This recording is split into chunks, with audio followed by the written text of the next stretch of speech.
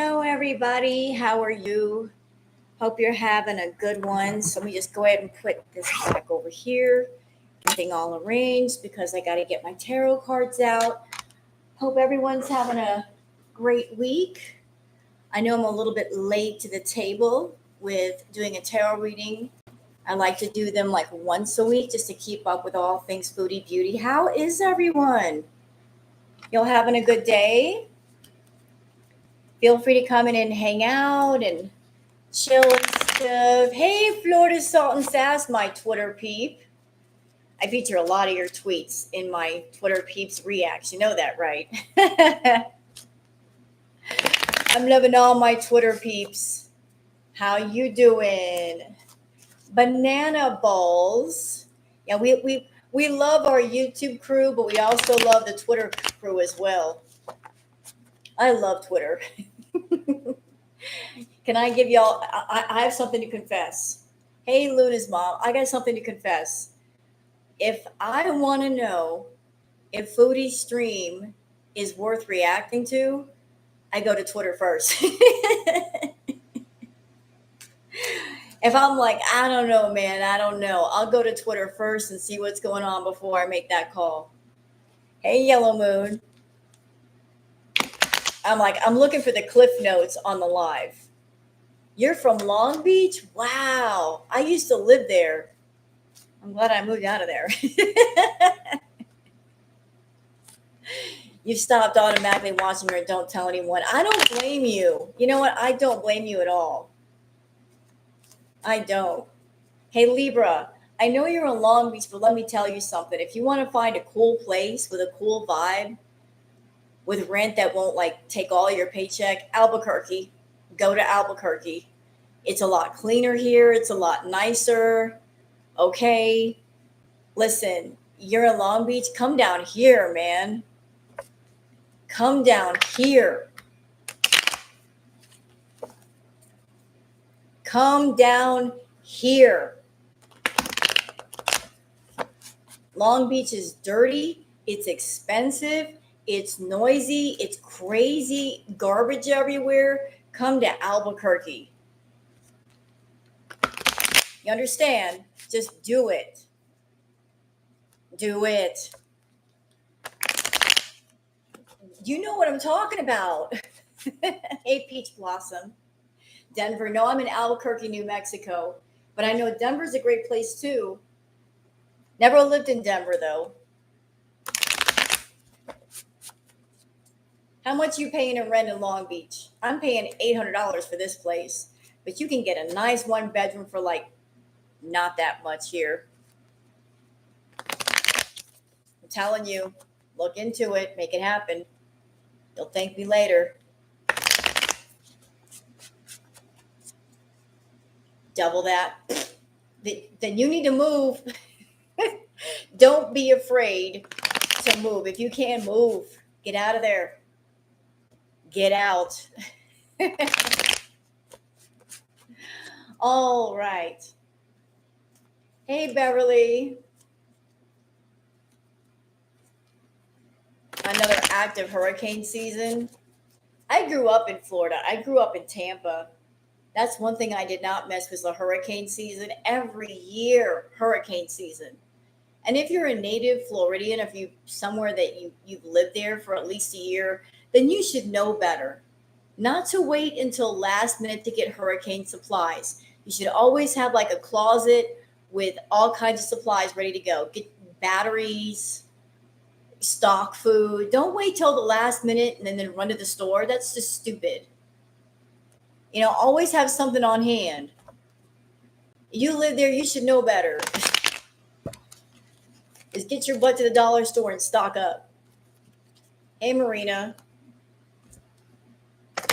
Every year, people like acting like lemmings going to the store. Oh my God, there's a hurricane. And you didn't prepare months ahead of time. You knew it was going to happen.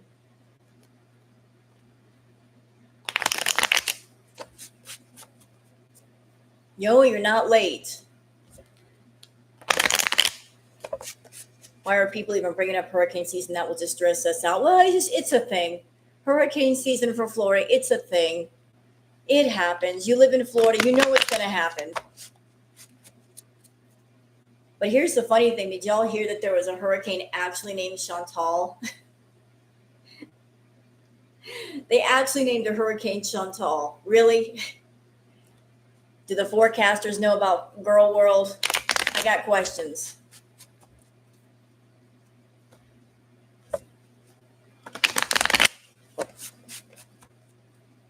Jeez. So what do y'all think about all the crap going on with Foodie these days? The way she's been behaving. What are your thoughts on it? I just reacted to the live stream she did with Salah where she was high as balls and her and Salah were going back and forth. Zero survival instincts. Yeah, I know, because she's in Syria.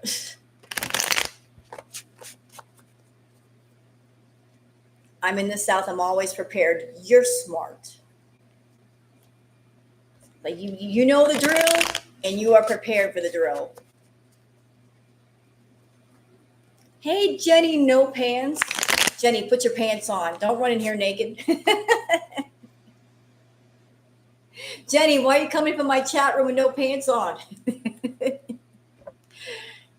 not chilly? You don't feel a draft in places where there normally isn't one? You okay?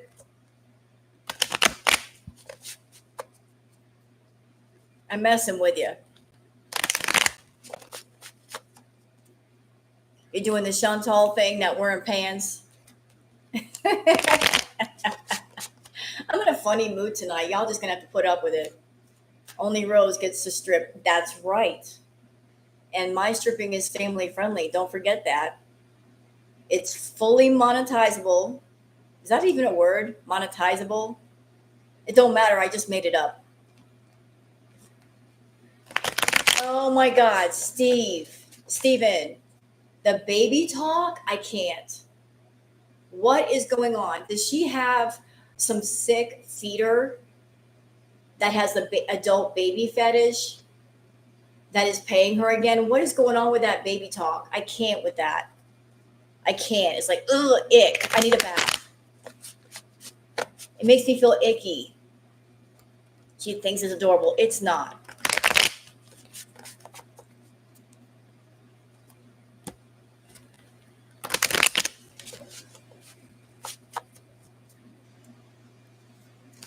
Her weird upper lip tick. Is that a thing? I haven't noticed it. Does she have a weird upper lip tick? I mean, I've been watching her. What does a tick look like? I don't think I've ever seen it. I'll have to pay closer attention.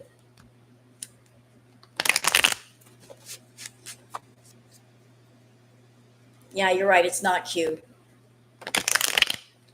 She curls up her lip and she's scared. So is it real or is that like a put on act when she's scared? Yeah, it is creepy. And I'm going to ask a question. I'm allowed to ask questions. And I know Chantal watches my tarot lives. She might be in here right now. Foodie, I am really wondering if you cater to all kinds of fetish people. Are you catering to guys that are potentially PDF files or have an interest in little ones and you're kind of catering to their interest? Is that why you're acting like a child and talking like a child? Is that why? Bringing up kids, going to pizza places, showing kids. Is that why you're doing it? I'm asking questions. I don't know. I'm not pointing any fingers. I'm just asking questions. Like, it's just weird for a 41-year-old to act like a kid and always talk about her childhood and act like a baby. It's like, who are you really catering to? Is it to Salah? Is it to the adult baby people? Or is it maybe to some PDF files? I don't know, maybe all three.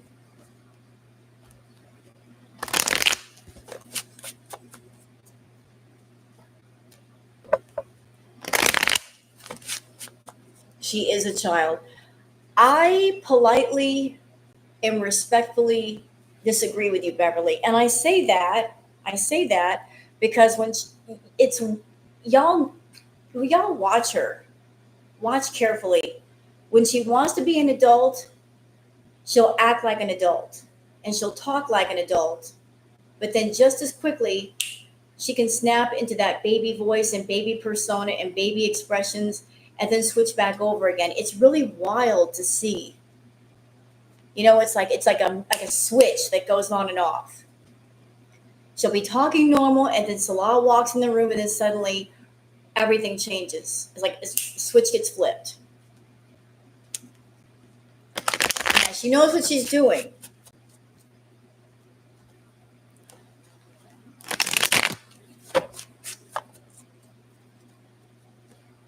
And that last stream she did when she and Salah were arguing, and she's like, no. I mean, it was like so natural to her.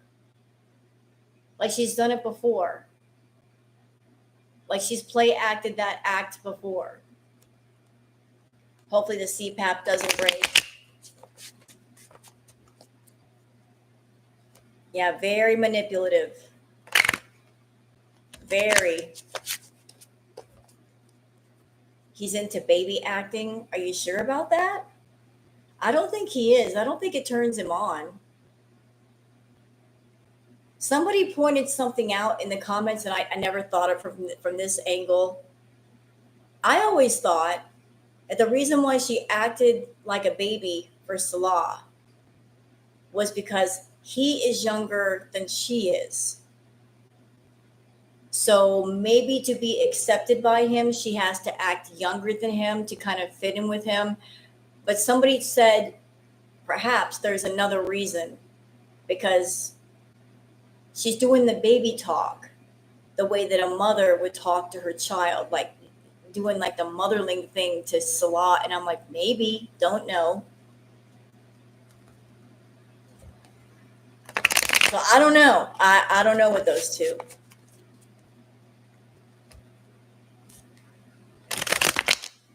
Hello, Bebop.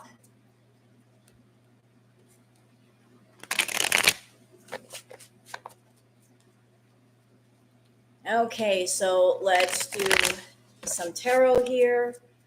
I want to see what's going on with Miss Foodie. We haven't done tarot in like over a week. So who in here has watched all the wonderful tarot readers? Neo Tarot, Peek to the Blinds, Sunburst Tarot, Four Wands Divination. Neo posted her reading recently, and it was wonderful. All the tarot readers are wonderful. Did y'all notice like that between the last two readings for Neo Tarot, when Neo got to the part with the yes no cards, twice in a row on two different readings, the cards kept saying no 3 times in a row. It happened in the last reading and then the one that she just did. Spirit is saying no, no, no. And then no, no, no again. Saying no, no, no, and no. Hey, Angela, Lock Dog. Hello to all the wonderful people coming in here. You got 3 no's, not 1 no, not 2, all 3. Hey, Booger. Booger. Oh, and y'all, according to what Foodie has said, we tarot readers, when we're reading the cards, we also have the ability to throw curses at the same time. I don't know how that's possible, but that's what she said. That somehow you can use tarot cards to put curses on people. I don't know how that's accomplished, but that's what Foodie has said.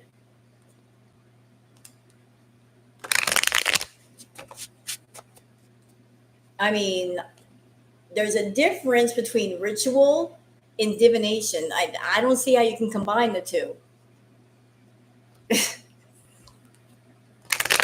I really don't. Yeah, cool. Yeah, tarot is not cursing. Although, for those who remember, who has been there since Crackhead Olympics? Raise your hand. Put a one in the chat if you were around for Crackhead Olympics. How many OGs we got in here? Those OGs that were around during Crackhead Olympics, then you remember when she was messing around with the tarot and she would do this crap. She would take a card. She wouldn't even shuffle, take the card off the top of the deck and press it to her chest and close her eyes like she was manifesting something.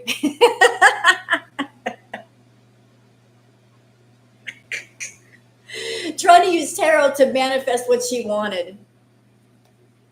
That's not what you do with tarot. Hey, Shira. Yeah, what a weirdo. Her eggs ain't all in one basket. The Ouija board, we remember that too. I remember the Ouija board in the graveyard. Always trying to play around with spirit, and spirit don't want to play around with her.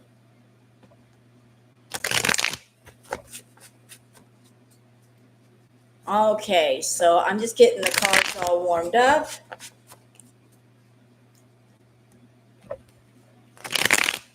What is going on with Chantal? What's going on with her? Is tarot spirits? It's messages from spirit. Like you get messages on the cards. Sometimes they can take different forms, the cards themselves. Sometimes you could just be doing a tarot reading and get a song in your head that you're like, what am I thinking that for? And it pertains to what's going on. Like the last reading tarot react that I did to Neo Tarot. How many 80 babies have we got in here? Those be that grew up in the 80s. I was born in 71, so I was pretty much a teenager in the 80s. So I grew up with all that great 80s radio. Anybody remember the song by After the Fire called Der Kommissar? So I was about ready to react to Neo Tarot, and that song hopped in my head. I'm like, I've heard that song. It's a catchy song, but why am I thinking of it right now? So I looked up the lyrics because I'm curious. And that song has to do with addiction. It has to do with addiction and authority. And I'm like, ooh, ouch. Oof. You're getting ready to turn 50. I'm 54. Hey, Nirvana. You do booger. Booger. She right here, booger. Did you, baby? Come here. Come here. You want to say hi to people before I put my hands on the cards? There's the booger queen. There she is. Before I get deep into my cards and I start spreading the cards out, we got to have a booger break. Did you, baby? Brr.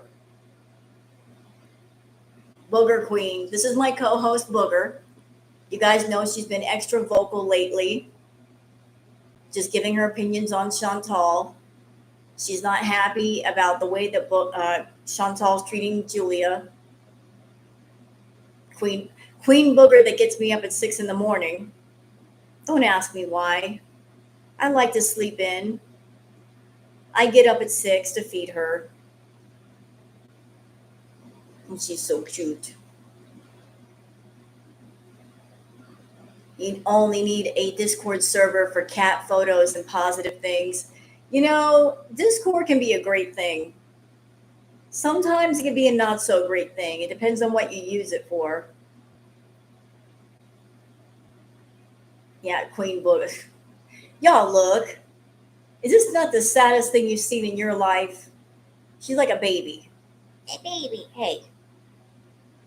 She's a baby. Just laying here. She can get down if she wants to. She don't want to. Scratchy chin. Look at the scratchy chin. Here we go. Hi. Want to say hi?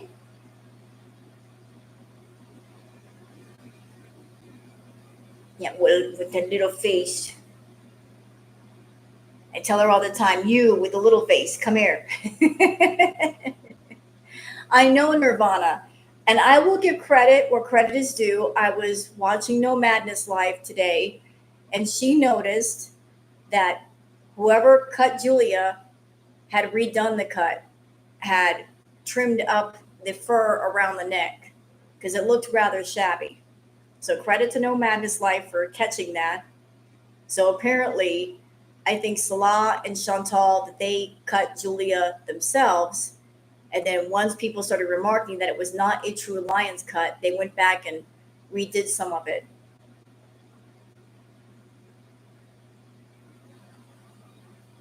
Look, look at the baby. She's just sitting here. I'm not grabbing onto her. She's just like, look at the baby. She can get down if she wants to. So while I'm here and I can't do the cards because my hands are occupied, what are y'all thoughts on what's going on with Foodie in Syria right now? Do y'all think that she's able to leave? Because I don't think she's able to leave. I don't think she can. But I'll tell you what I am paying attention to, her payday. Keep an eye on her payday, guys. Her payday is the 22nd, which would be on a Tuesday. Her paycheck is going to be really, really small. So I'm wondering what's going to happen on payday. So mark that on your calendars. Foodie's YouTube payday is the 22nd. Yeah, exactly. The new moon, like Neo said. What's the matter? What? Can she even get her money out? I don't know. Hey, payday. Is she getting money living there? I don't know how she would get access to her money. I mean, obviously they're getting access to money somehow. If they're over there buying solar panels and food, where's the money coming from? Like, how is she getting money if she can't get her money out? How is she buying the fast food? How are they buying the solar panels? How are they doing anything?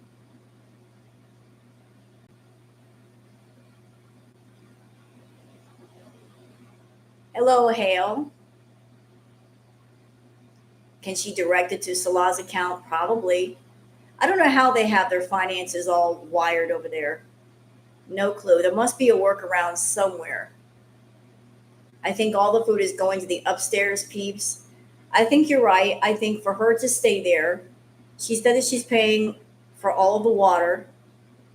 Uh, she paid for the solar panels. I think that place that they're staying might be the family home that she said Salah was fixing up. Because why would you put solar panels in another home if you're going to another home somewhere else? I think that home is the family home. I think she's staying downstairs in the basement or the bunker, and she's buying the food and supplies for the family so they will put up with her. Okay, Booger is down. So let me just go ahead and grab the cards again. Sorry about the little booger break. The queen needs her attention.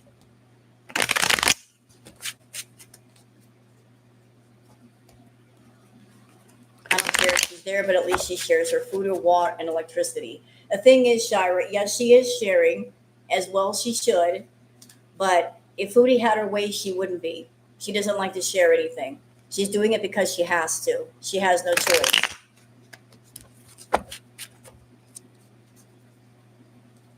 Yeah, forced to share.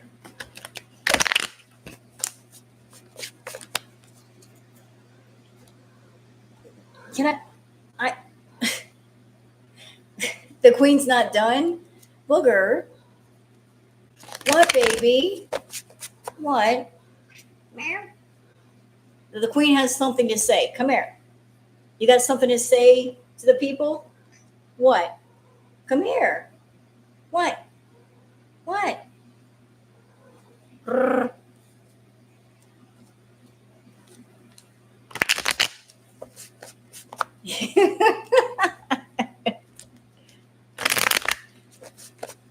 Bugs says brr, and you can quote her on that.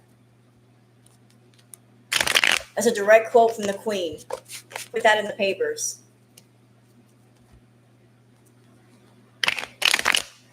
All right, going on to Foodie.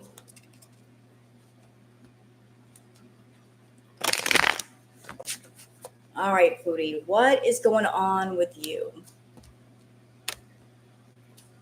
Now, welcome to all the people that are coming into the Tarot Live. Feel free to come in and hang out. Have some fun, chill, get your tea and snacks, and just enjoy the readings, because we're going to do a few tonight. See what's going on with Foodie.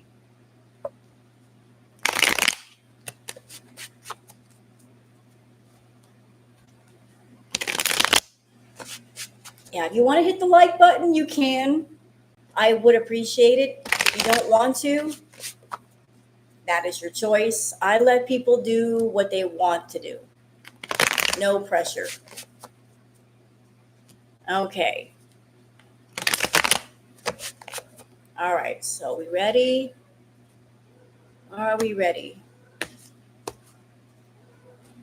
Shira.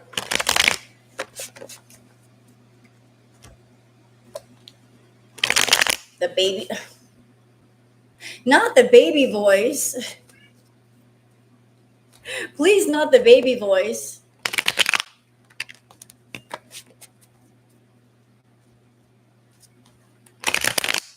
All right, we're ready. So let me set out some cards here so I can see what's going on.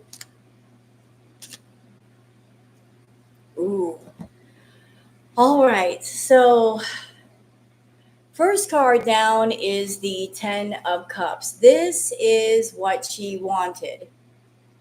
This is Foodie's dream. This is what she was hoping for. This is like what is the goal? Interestingly enough, with the 10 of Cups, notice the picture. The picture is the two people with the children. So like the last tarot reacts that I've done on Foodie with Neo, with Melissa, Peek to the Blinds, the theme of family keeps coming up.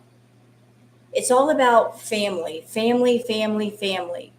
It could be because she and Salah are around his family, but in my opinion, Foodie is using the idea of family and the family dynamic to be manipulative.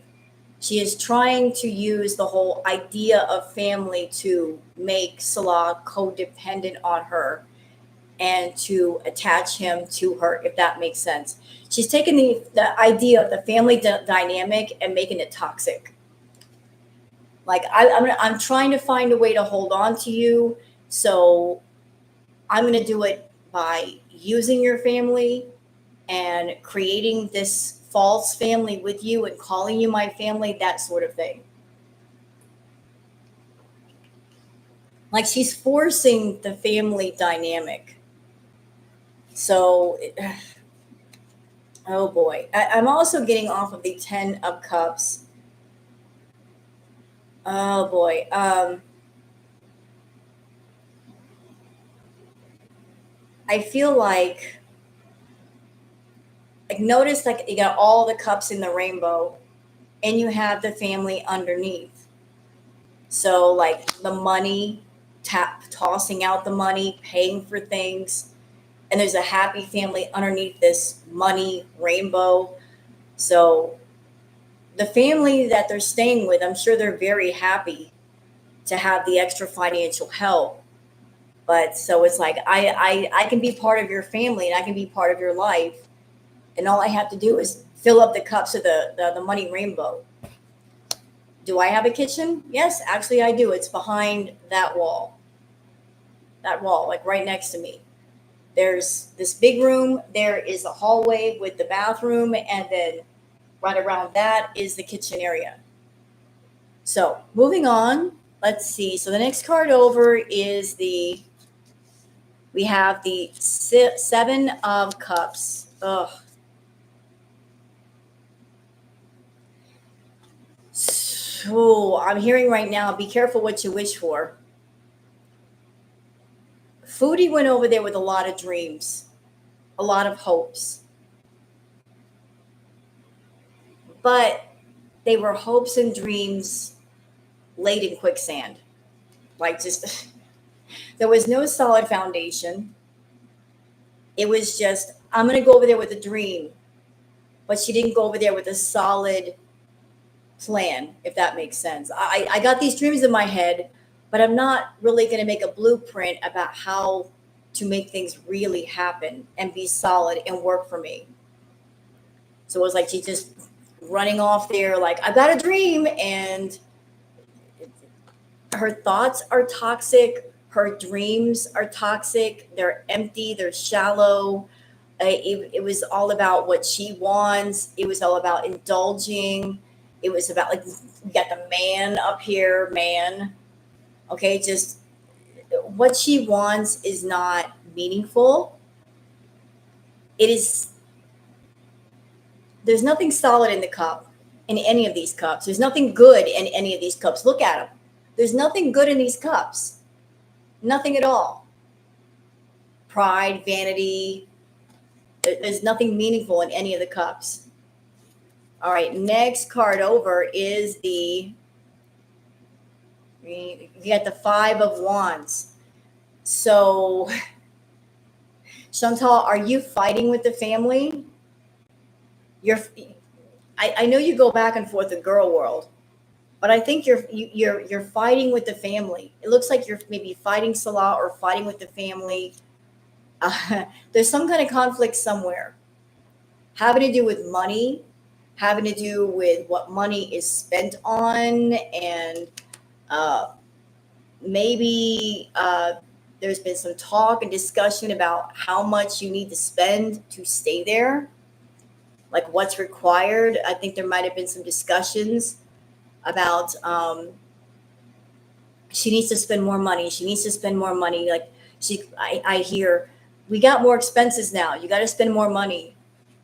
So there's been some talk and discussion about how much is needed to support you, like food, supplies, water, and there's a back and forth. Too many cooks in the kitchen, right? Okay, so let's see. And then of course you got the Empress. This would be Chantal. Like she's feeling like royalty over there. Because of her YouTube money, she feels like royalty. She feels that because she is bringing over a good substantial amount of money for Syria, that all she has to do is sit still and be taken care of. And so that's her attitude is, I'm going to sit here and I want to be taken care of. If I'm paying for this, this, and this, then you all need to take care of me. I'm paying for your water. I'm paying for your food, blah, blah, blah. So she feels honestly like an empress sitting on her throne. Okay, so the next card over is oh yeah, here we go. The Ace of Swords. This backs up the Empress card with the Ace of Swords. Even though she's in misery and she's uncomfortable and things are a bit inconvenient right now, she feels like she's achieved some sort of victory, that she's in some sort of position of strength, which is interesting because, Foodie, because you may feel like you're in a position of strength, but this is where you got it wrong. You walked away from prosperity in Canada. You literally walked away from money in Canada. Look at this card. We have the Eight of Cups. This is you literally walking away from money. You could have stayed in Canada. You could have made money. You could have made lots of money, and you walked away from that opportunity. You walked away from it. And if you look at the moon in the sky, the moon is saying, are you sure you want to do that? Are you sure? The expression on the moon is very disapproving, like, Really? You're going to do this? You're going to walk away from plenty and prosperity to a place where there's not so much? But of course, she's going to convince herself, yes, this is the right decision.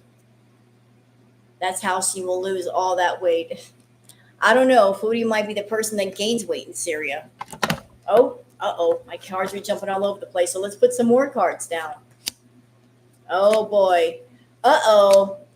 Okay. Yeah. So, like, because we just saw the Empress card.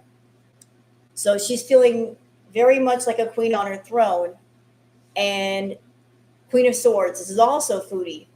So she's feeling like she's in control. She feels strong. Her sword is up. She feels like she's in a position of power and authority.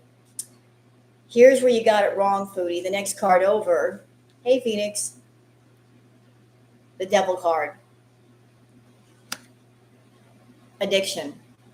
And that's something that's been coming out in a lot of tarot readings. The addiction card has been coming out very, very strongly in a lot of tarot readings.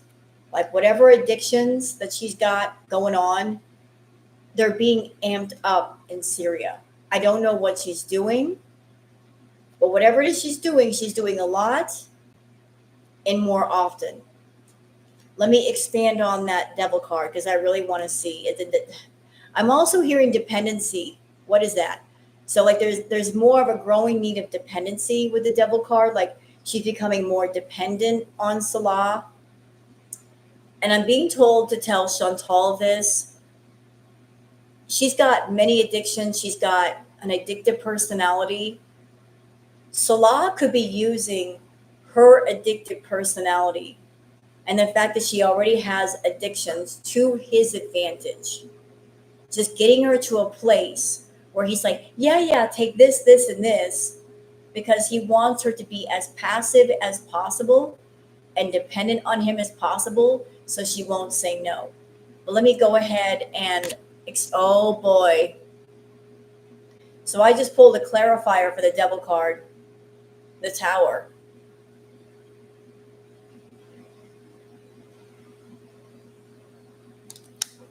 I wanted more expansion on that Devil card. So we got this, and then we got this. So, let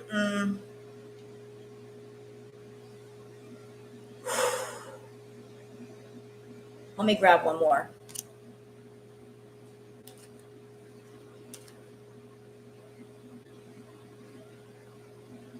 All right, we got the Devil card. We have the Tower. So like your addictions are going to bring about your destruction, Chantal. Like you're going to crash and burn because of your addictions. And why is Salah doing this? Because of the Queen of Wands. So it has to do with he wants to keep you passive. It revolves around the money. He'll give you your quote unquote brain pills to keep you passive and to keep you online and making money for him. Like he's going to keep pushing you to make money. So he'll give you what he thinks you need to keep making money. It's like, oh, like if she's in a mood, let me just give her some happy pills or something so that she'll go online and continue to make money, because if she's in a mood, she's not making money for us. So he is keeping her pacified using party favors. Hi, Mary Beth. All right. Oh, interesting. So, all right, this card, we have the 8 of Wands. So this relates to messages. There's some messages going on. Relating to what, though? Tell me. Oh, something is going to be happening around Foodie. I don't know what it is. I just pulled some clarifiers. But whatever it is, she's going to be like, I'm stuck here. I am stuck here. And then we have the 5 of Cups. So I feel something major is going to happen to her. Not physically. I want to clarify, not physically. But something maybe of an emotional nature is going to happen to Foodie. where it might be really shocking, surprising, and she's going to feel like she's stuck, and she's going to feel like I can't go anywhere when I want to. And then after this shocking thing happens, we get the Five of Cups, where there's going to be a bit of a loss. She's not going to lose everything, but she's going to lose quite a bit. It might be an FO moment, Licky Eye Pondu. It might be where like something happens and she's like, oh, she's going to suffer a bit of a loss. Definitely. Now, hold on a minute. I think I just found out what she might be stressing about. It might be Natter and Dee.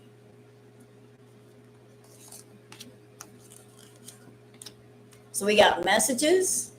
Okay, some kind of messages come through. Messages are coming through. She's stuck, and she can't really respond to the messages the way she wants to. She's over in Syria losing money, but really she wants to be back in Canada with those two idiots. Like, she found out the news that Natter and Dee were allegedly broke up, and she was probably kicking herself in the butt, thinking, doggone it, if I had just stayed. All right. Okay, so the next card over is the Nine of Pentacles. So she's still making money over there right now. I don't know how long that's going to be for. Let me do some clarifiers. She is making money. For her being in Syria, she's making enough money where she can support herself and maybe some of his family members. But at the same time that she is making money for being in Syria, as far as content goes and ideas, she really doesn't have much. She's there making money, but I keep hearing she wants to be somewhere else. She's not happy there. I hear daydreaming. She does a lot of daydreaming. She's there and she acts like she's happy being there, but she's not happy. Like she wants to be perhaps back in Canada. She's like, I'm here for my one sugar baby, but I want to be somewhere else. I really do want to be somewhere else. And she feels stuck. With the Two of Swords, she feels stuck. Like, what do? I am here. I can't leave. I would rather be somewhere else. There's only so much I can do here. She feels stuck. Like, which battle do I fight? I don't know. And hello, Salah, with the Page of Pentacles. Hello. He's over there collecting her money. She's a fool. This is the image that she puts out to all of us. I'm happy-go-lucky. Everything's good. But look at the fool. The fool is ready to walk off the cliff. The fool is ready to walk off that cliff. Right there at the edge. So she's trying to portray this happy-go-lucky Foodie Beauty in front of the camera. But is she, though? Let me just do some clarifiers to that. Oh, boy. We got the Wheel of Fortune.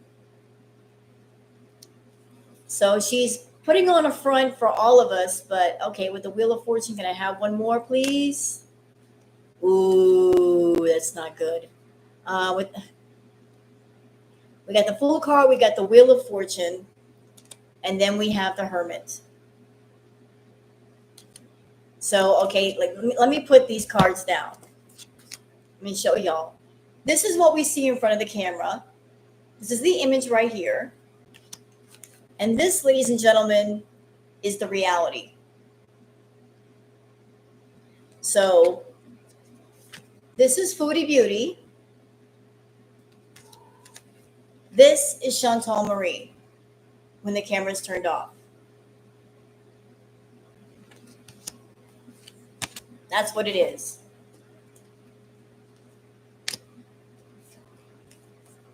It's all about the money. All about that wants of money, needing money, money, money, money, money all day.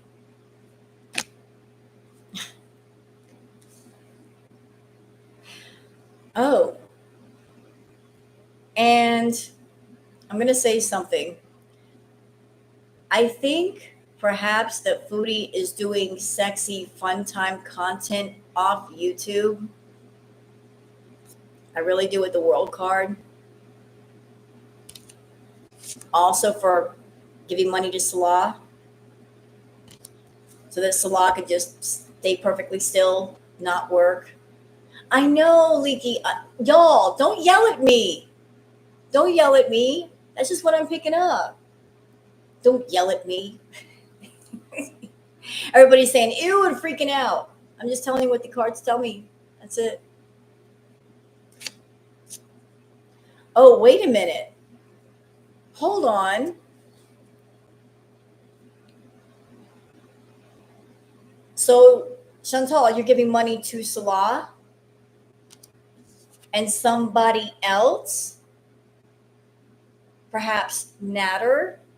You're giving him money because you got two knights right here. You've got the Knight of Pentacles. Hello, Salah. And then you've got the Knight of Cups. No wonder your ass is broke. You're supporting two men. Girl, what's wrong with you? What's wrong with you? I don't believe she is talking to Natter anymore. I believe she is, though. I'm saying that respectfully. I believe she is. I don't believe she ever stopped. And can I just tell you why, radio? Can I just tell you why? She claims that he was abusive, right? Over and over, she's claimed that. A real abuse victim would never bring up the person that has hurt them. They'd never want to talk about them or think about their name. Yet it's been 3 years and she still keeps bringing him up, which means he's still very much on her mind. But why? She's with Salah. Why bring up Natter if you don't have to? If she really hated him, and Chantal is wrathful, knowing that if she doesn't give him attention, he's not going to get views on his channel, why not just shut up about him? She's bringing him up over and over and over again for a reason, because she's thinking about him. And he still brings her up. So they're both weird. They hate each other, and yet they won't stop talking about each other. So, like, that's the reading for Foodie. That's the reading for her. It's like if somebody hurt you, why would you want to think of them even for a single minute?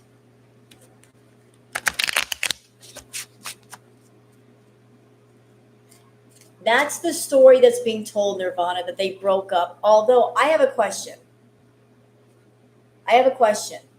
Just because Natter and Dee Dee broke up, there's been no talk about, okay, we're broke up and he's moved out of my house. So even if they're broke up, is he still living there? She didn't mention that he moved out. When you break up with somebody, wouldn't you move out of their house? There's no talk about that. Isn't that weird? She didn't say we broke up and he moved out.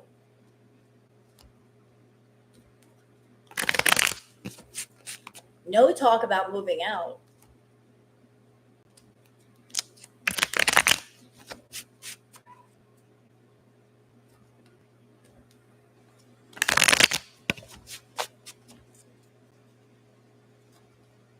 I know, Kelly. And she's probably punching the air. She had just stayed 2 more weeks. If she had just stayed.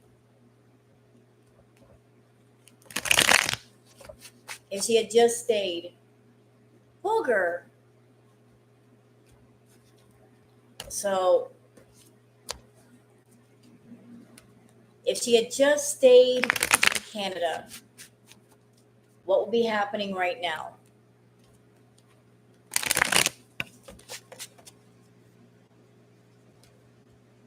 Food is the reason. Foodie wants Natter to cook for her. I'm sure that's not all she wants him to do to her.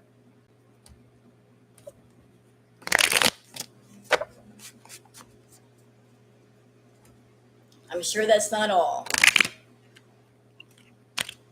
All right, so how about we do a reading for Mr. Salah? Yeah, I know, Nirvana. I know. Starfish Queen. No, we've upgraded since then, Cece. Crackhead Olympics, yes, she was the Starfish Queen, absolutely. But I think we've upgraded or downgraded, depending on how you want to look at it. I think we've upgraded from Starfish Queen to Jellyfish Queen. She used to be the Starfish Queen. I think we are now at Jellyfish. Jellyfish Queen. We have evolved to another form. It's not starfishing anymore, it's jellyfishing. What?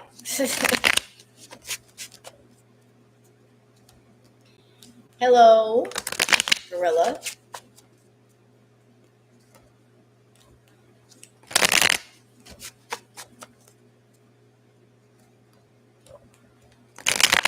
Foodie has not yet reached her final form, but we have evolved since Crackhead Olympics.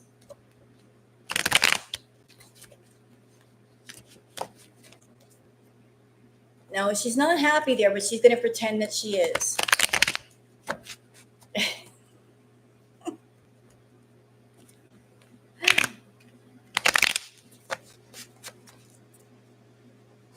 She's not happy there. Do you know what the most hilarious thing about Foodie is? Foodie tries to go out of her way to avoid egg on her face. Whatever we say, she will do just the opposite. And what ends up happening is that she ends up with more egg on her face. So she'll start out with something where she doesn't want to be embarrassed or humiliated. So she wants to avoid, let's just say, a dozen eggs on her face. So she'll do the opposite. And then she ends up with a whole egg farm on her face. Making the situation 10 times worse. Yeah, there's Queen Booger. Hi, baby. Come here. Everybody's saying hi to you. Okay. So what about salad? I find this offensive. Dogs are adorable and deny any connection to salad. I agree. Dogs are adorable. They're wonderful creatures, as are cats, as are all of our. See, even Booger agrees with you. Look. Exactly. You tell them your opinion. Anything else the Queen wants to say? The baby wants attention. She always wants. Can I help you?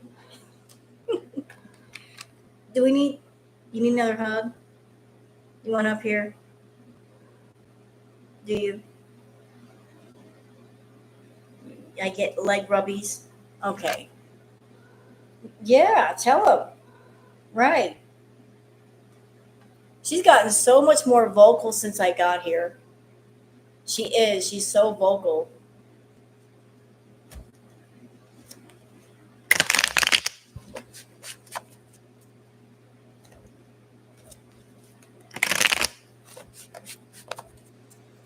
And she rules the house. All right. She's very pretty. That's my girl. Right. Booger is constantly trilling at me. She doesn't really meow too much. She trills.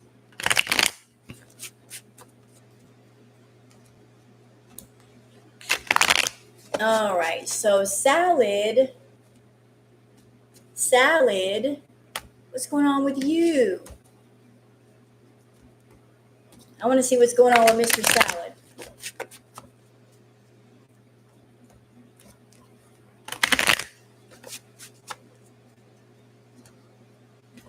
All right.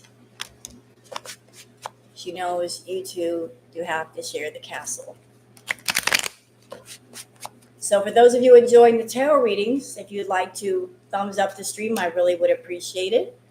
And if you'd like to sub up to my channel, I'd appreciate that too. I try to do tarot readings at least once a week just to catch up on things. So feel free to be part of my channel if you want to. Or not. Do as you want to do. I'm not here to tell anybody what to do.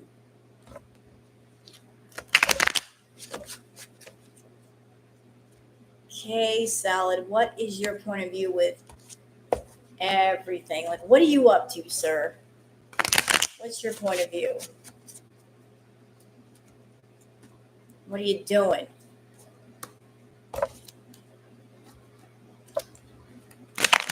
Oh.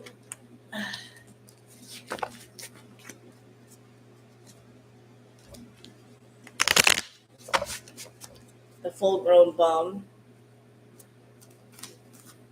Well, he wouldn't be a bum if he didn't keep finding women that would support him. He'd be forced to go out and make a living himself. Will Salad force Foodie Beauty to get weight loss surgery to cut down on the food budget? Here's the thing, Buff. Even if Foodie wanted to get WLS, she can't. People that I have talked to that actually got WLS, there's a whole bunch of hurdles that you have to jump before the doctor will even approve you. You got to have, I believe, like a psych evaluation. They want to see that you are losing weight. You got to follow a certain diet plan or lose a certain amount of weight before surgery. You have to be on like a liquid diet for at least a week or two before the surgery because, you can't do the surgery with a full bowel full of waste. Foodie would not be able to do all of that. Also, she's got an active food addiction. No doctor with a lick of sense is going to give her WLS if she's a food addict. She would also be high risk on the table with all of her health issues. She may not make it off the table, but let's just say she did make it on and off the table. No surgeon in the world can cut addiction out of your head. So she would get off the table after surgery and she'd still want to binge. And then she would try to binge and either end up throwing up over and over or bust her stomach open.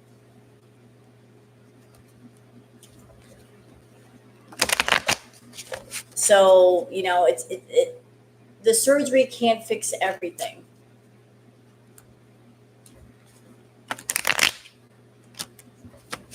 She says, I don't snack when I sleep. Well, that should tell you everything you need to know. That means she's loading up on food before bed.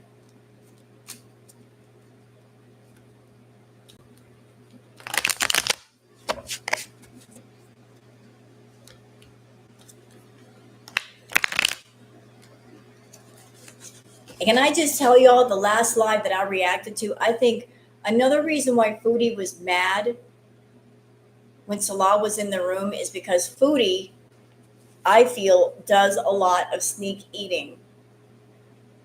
She's a food addict, and I'm sure she likes to stay up late and wait till everyone goes to sleep before she scarfs down that food. So if Salah is up and awake, she can't do that. So she's going to be extra grumpy. She can't do her sneak eating if he's awake and watching.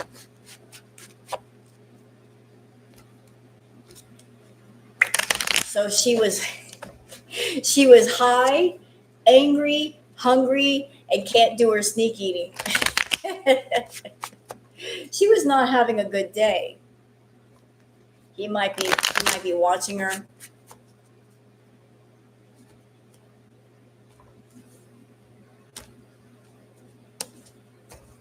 Well, if he wants to make sure that she's not eating more than she's supposed to, put a padlock on all of the cabinets or lock the food away into a safe. That's the only way that's going to happen. You leave her alone with food, it's over. Wake up the next morning, all the food is gone. What happened? I was hungry. Why isn't Salah making her stop talking about the government? I don't know, Buff, but she really does need to stop.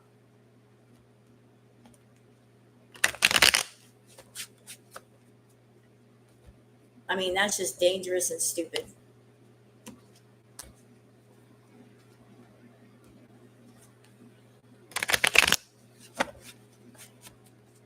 You know what, Cece? I would imagine she would rage.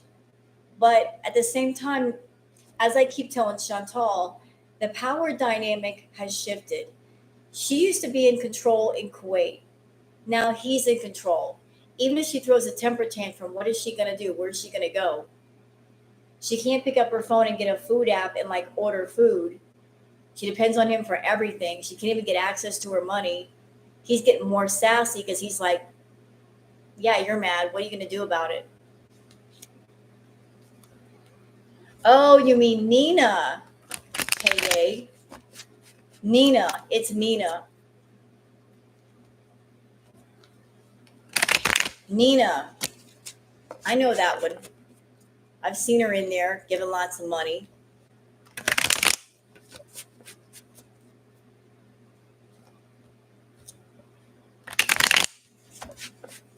That was really odd. Is it? Is it really odd? I don't think it's so odd. I mean, is it really odd? Salah was very interested in Chantal because of her money, and Nina is giving money. So is it odd that he modded somebody, a female with money? It's right on par with his usual behavior.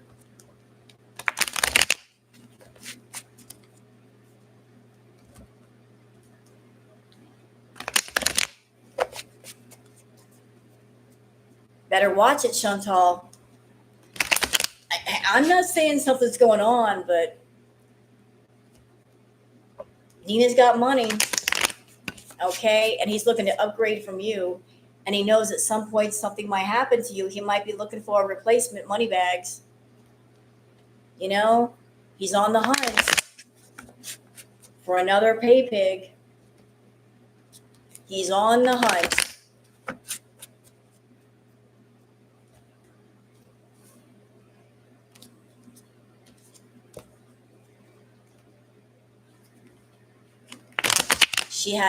Does Nina have a channel? Uh-oh. And there's something, I don't know if you guys noticed this. It might have slipped past a lot of you. There was somebody else that was also a mod. Her name on Foodie's channel was Vampira. Her name before that was Mistress of Darkness. And I've seen pictures of this woman. She's gorgeous. She is absolutely gorgeous. And she and Salah were talking. And she got unmodded. Now, why is that?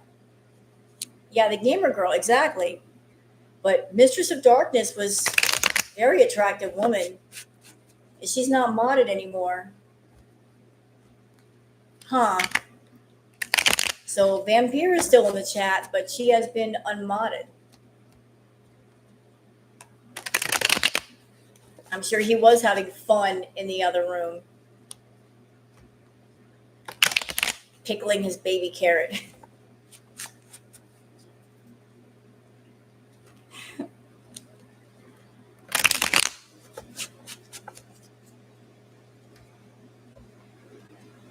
Is she married? You know what? I'm not all into the personal lives of the Beezers. I'm sorry. That just slipped out. I'm so bad. Has anyone seen Salah since they arrived in Syria? No. Isn't that something? He won't come on camera with Foodie. He just won't.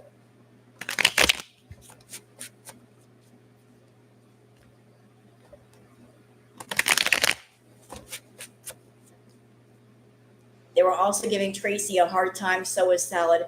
Tracy's annoying. She's really annoying. You guys see, I include the chat in with my reacts. OMG. Tracy's annoying. Like big shouty capital letters. Chantal, read my comment. Read my comment. Girl, calm down. Lay off the coffee. What is the matter with you? You need too much of attention. Calm down. Like, wow. Exactly. Read my comment, big shouty capital letters. There's a lot of people in our chat that are like, I want Chantal's attention and I want it now. Jeez.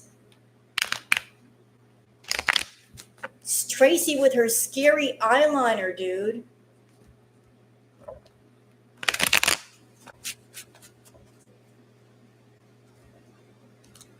Her glamour shots, freaking eyeliner going on there.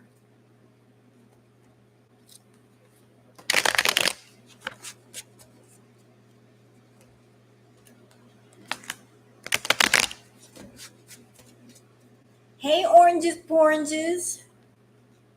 They're all unhinged. Do you know that there is a compulsory military service law in Syria, right? I've heard of that, Shira.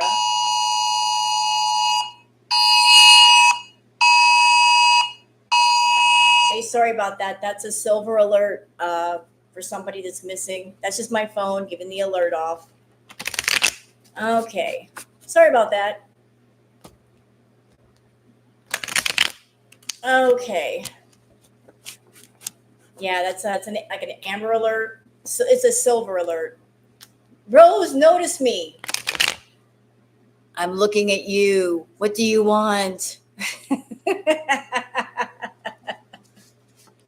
I'm messing with you. Bobby. All right, Salad. Your turn. Look into my eyes.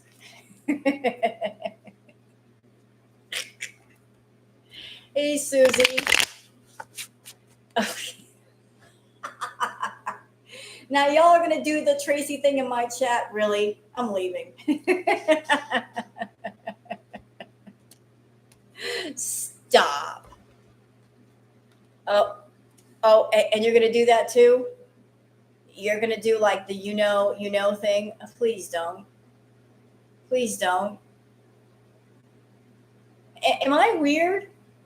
I'm one of those people that if I hear the same phrase or the same word, like every third or fourth word, it makes me insane. I can't stand hearing people say like they're doing like the repetition thing. Do you know what I mean?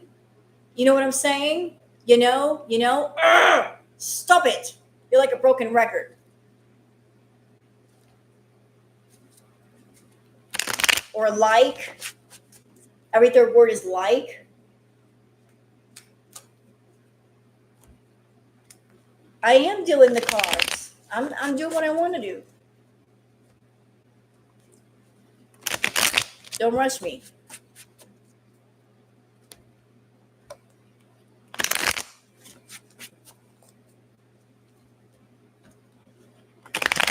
Okay, on to Salad.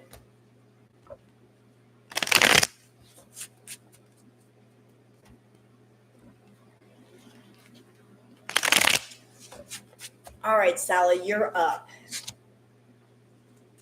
Huh. Oh. Well, Salad. This is what we're doing. This is how we're starting out. The first card down for Magician card. He is trying to manifest something. He's trying to create something. It's like he's got plans. He's definitely got plans. He's got stuff in the works. Thank you, Yellow Moon, for the gifted memberships. Thank you, sweetheart. So he's trying to manifest something. He's trying to create something. He's got definite plans. He's not over there screwing off.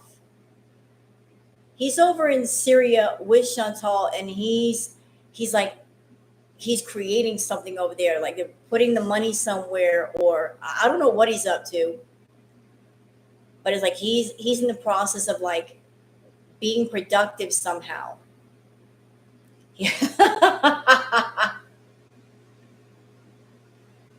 He's got hoes in different codes. Nope, I'm not touching it. Too easy. All right. Moving on, we got the 10. This card again. You got the 10 of Cups. No, Cece, I think you spelled that right. Um, so, like, whatever his plans are, whatever he's doing, it involves making money. It involves family. Again, the whole theme of family. Family keeps coming up. It keeps coming up with Foodie. It keeps coming up with Salah. Perhaps he's using her money and her income to benefit the family, fix up the family home, which might add some honor back to the family or make his immediate family happy with him because of all the shame and embarrassment that happened in Kuwait, maybe help get him back into dad's good graces. However, this again. So his intentions might be good, but whatever it is he's trying to do, it's gonna go bust.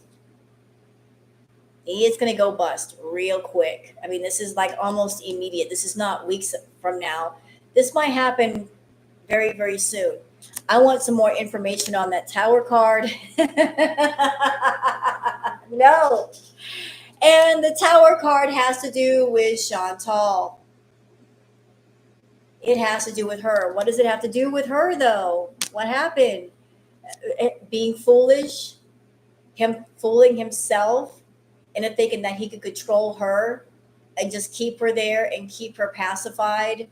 As long as I keep her pacified, she's going to be my pay pig and she'll make money for me and my family forever. Yeah, like it has to do with him being in control of Foodie, being in control of her money, and thinking I could just rope her in and put her in a corral, and that's his plan, to keep her there and to keep profiting off of her. However, it doesn't sound like it's gonna work. Yeah, he's spending a lot of time alone, a lot of time alone. There now, he's not spending time around Foodie. Uh, he's just being productive, thinking of ways to make money, hustling. Ooh, ooh, yikes! He's planning on going somewhere, and I don't think he's going with her. He's planning some sort of a trip. I don't know where he's going. I don't know when he's going, but he's planning on going somewhere. And then this trip, wherever he's going, he's going to feel like he's gotten away with something. So he might be doing something that he ain't supposed to do, pulling some sort of scam, and then getting out of Dodge. Because, like, the trip happens here, we're getting out of Dodge. And then after getting out of Dodge, we're going to feel like I got away with something. Let me expand on that because I'm deadly curious about what did you get away with? Tell me. Ooh, it has to do with money. It has to do with money. Do I have desserts? No. We have a troll in the room. Somebody's trying to troll me. That's okay. You can try. I'm just going to continue my reading. All right. So, yeah, there's a trip planned. And then with this trip has to do with him getting away with something. Like I'm getting away with something. I pulled a scam and I got away with it, or I thought I got away with it. It's going to be over money. Maybe he might be telling the people that he's living with, I'll give you X amount of money for Chantal staying here or whatever. And then he doesn't deliver. So if he's supposed to deliver and he's not, he might be planning a trip out somewhere to get away from his empty promises. And he's pulling a Foodie right there. Oh. So after he up and runs and he's got money in pocket, guess what? He's going somewhere and he's meeting somebody, and it ain't Foodie. There is somebody else that he's got his mind on, that he wants to be with. And Foodie is essentially a financial stepping stone to get to that person.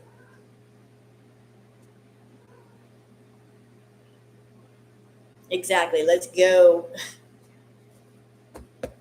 Booger. So he's there for now, but he's got plans to go elsewhere. Like as soon as he can get out of there, after he gets what he wants to get, he's out. He's out. He's definitely out. And he's worried that he won't be able to get out. That whoever it is that he's really got on his mind, he won't be able to get to. This does worry him. Like there's a lot of stress. He can't sleep. He's very fatigued right now. Very tired. Oh, like he wants to get back to his family in Kuwait if he can, because that's where he felt the most secure. So like that's it for salad. You know what? Let me get my oracle decks out. I haven't brought those out yet.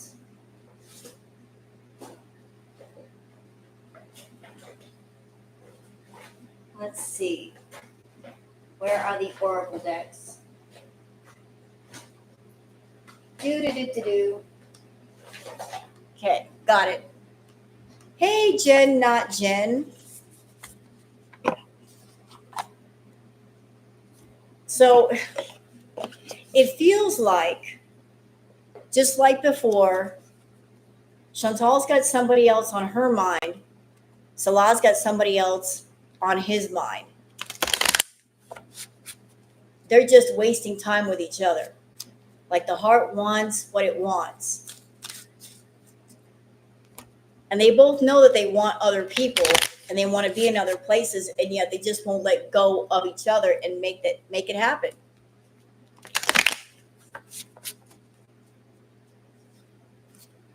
I don't know, Coffeeness. All right, so let me do some oracle on Foodie and then on Salah.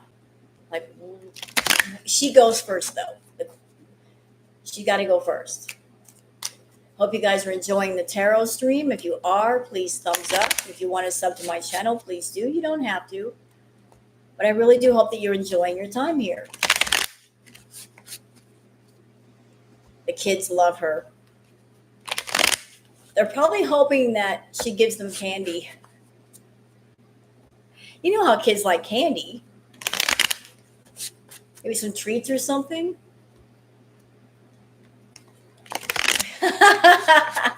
That's right, oranges, oranges. He's a twat waffle. Anyone who goes to a war-torn country and does mukbang content while everyone else is starving and they have food insecurity, they're a twat waffle. They get a twat waffle badge right off the bat. No initiation necessary. You automatically get one. You get to the front of the line. Hello, Poker Lives.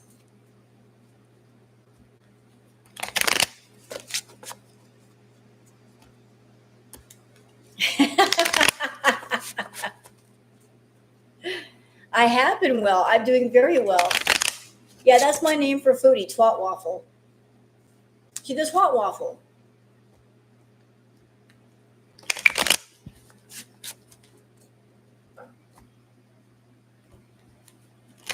She should pay for all the water.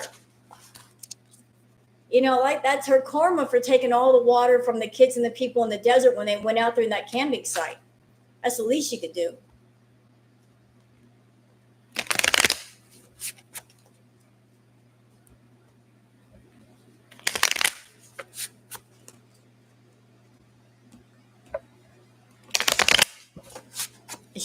Gas station sushi. Is it a gamer name? All right, so let's do some oracle for Foodie.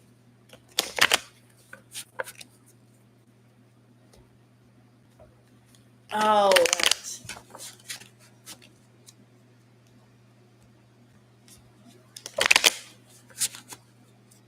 Someone needs to scientifically investigate this woman. She would be unclassified.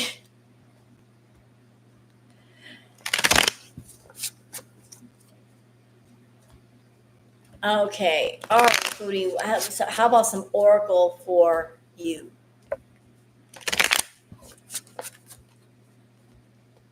And y'all better watch it. I'm sitting here doing the cards. I might throw curses at people. What the hell? I, I never knew that you could multitask like that, but according to Foodie, you can. You can throw curses and read cards all in one go.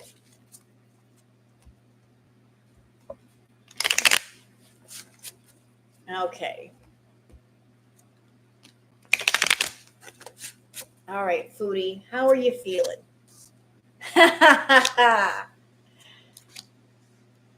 Oh. Oh. So what's going on with Foodie? Oh, the cards they're very clear tonight. First card down, front of me. I think she's waking up to salad. I think she's really waking up to salad. First card down for Chantal is frenemy, fake friends, two-faced, hidden intentions. I think things are breaking down between her and Salad, y'all. Like the veil is coming down. The curtain is falling and she is losing interest in being in Syria. Yeah, because she's having a light bulb moment like, you know, it's not what I thought it would be. I thought that he would be devoted to me if I went over there, that me taking a flight over there and traveling to Syria, that he would be more grateful, and he's not. Like, she's coming to a lot of realizations that he's not going to worship her or feel grateful for her. And she is fed up. She's over it. She's not having it. She's frustrated. And you want to know why? Because the power dynamic has shifted. The game is no longer fun, Foodie. It's only fun when you think you're in control. But if somebody else is in control, the game is not fun for you. You get pretty bored pretty quickly. Yep. And she's turning into a detective. She's snooping. She's digging for dirt, accusations. Like, she's looking around. Like, who you talking to? What's going on? Hey, silly Billy. She's also doing a lot of self-medication. She's numbing herself out. There it is again. What's on the card, y'all? Addictions, addictions, addictions, addictions everywhere for her these days with all the tarot readers. Addictions, irrational behavior. Like, I don't know what she's doing, but whatever you're doing, Foodie, you're doing too much.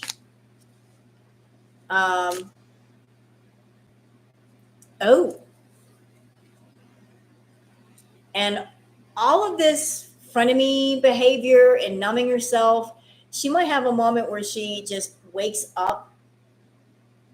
She's waking up. Okay, hold on a second.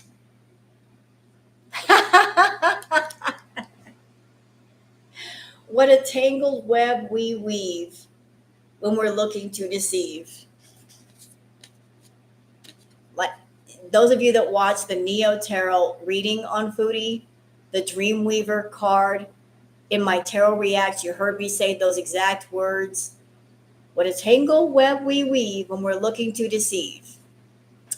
Well, so she's got her boo on one side, but she's also got the sneaky link on the other side. Who is a sneaky link, Chantal? I told you there's more than one person. There's more than one person. She won't let them go. Thank you for being a channel supporter, bud, silly Billy. Girl. She is over there overextending herself, taking care of two worthless men. And I'm mad, y'all. I am real mad. Because we in Girl World were denied great content. If only she had bought Reginald the Sax doll. Y'all remember Reginald? her talking about buying a sax doll. If only she had bought Reginald and used Reginald as her co-host. The great content we could have had with Reginald. And she didn't do it. Reginald would have been cheaper. He wouldn't have backtalked her. He wouldn't have cost her any more money. He would have been obedient. And she didn't get Reginald. Cheese. Who is man boy number 2? I believe it's Natter. I believe she's sending money to him and talking to him. All right. Yep. She's a player, playing the field, not looking to settle, seeking options. So, like, who are you talking to, Foodie? Who are you talking to? Oh, boy. Oh, boy. I need clarification. Chantal, you need to be careful over in Syria. Like the Spirit is saying, you need to be careful where you are, what you say, what you do. You warning signs, warning, danger, Will Robinson. Be careful. Be careful. Be very careful. Also, there might be some good fortune for you somewhere with a lucky break. And that could bring harmony to your life. Hello, cats. But you're too busy being turned, partying too much.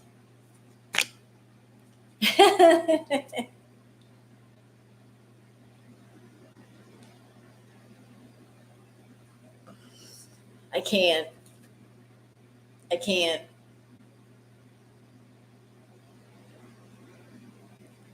Girl, you're going to go from one useless man to the other, aren't you? You just bouncing around like a basketball. Yep. Where are you going, Foodie? Where are you going? Yeah, from the feeling of it, it doesn't sound, y'all, like it doesn't sound like she's going to be staying in Syria for a long time.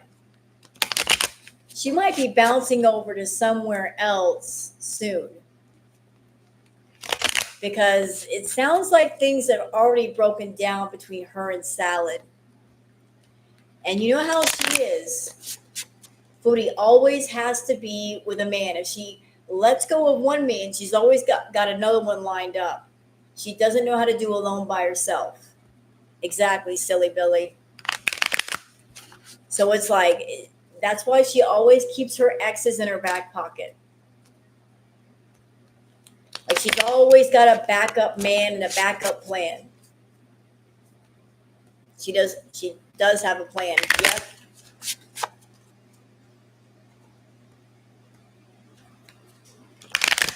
So that's it for Foodie. Like she's over there being a player. She's talking to somebody. She's getting turned up. Her and Salad are obviously fighting. They are fighting. Dee is supposedly single.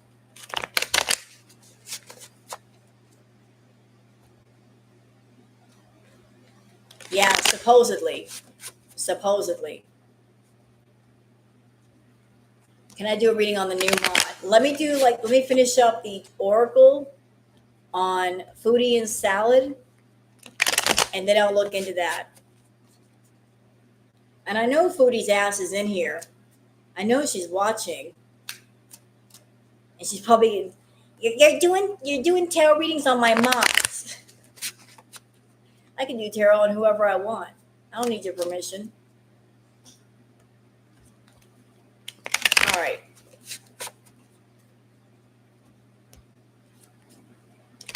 All right, so let's do who is KN.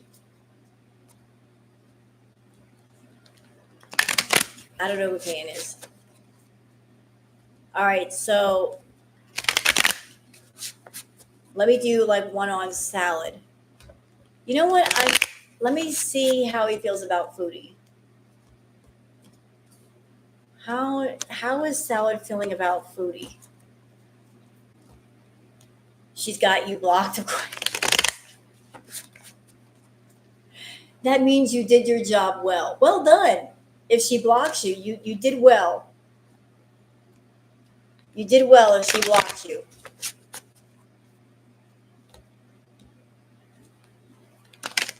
Okay.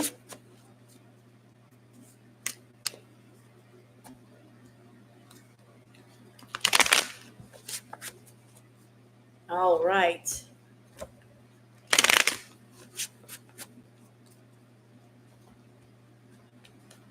All right. So, Salad, how are you feeling about, like, how are you feeling in general? How about that? I'm trying to not get blocked, so I have my told you so moment. Ah, nice. Strategic. Like that. Or you could do like Foodie and have like 100 socks. So if she blocks you on one, you got 99 more. That's what she does.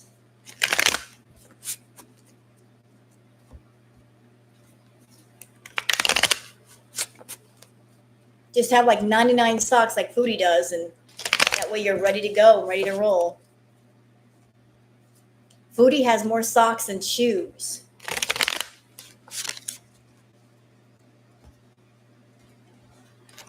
Okay. All right. So how are you feeling, Salad? Uh-oh. Uh-oh. Don't turn around. Okay, this is for Salad. What's going on with Salad? Ladies and gentlemen, it is cuffing season. Single and ready to mingle, ready for a relationship, on the hunt. Ooh, he's been a bad boy, or he's gonna be a bad boy. Mm-hmm. He's okay. Is he trying to plan a family? Is he looking to like get married, have a family with someone that he actually cares about? He's also doing a lot of penny pinching. I can't get over the picture on the card. How appropriate. How very appropriate is that? The piggy bank. So like he's pinching pennies from his piggy bank. All right. Oh. Whew. The fact that Chantal has debt, or she's not making money and she's got money issues, that might be the thing that breaks things in half.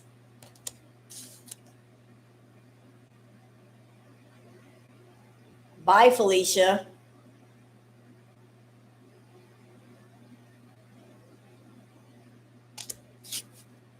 Hey, Irene.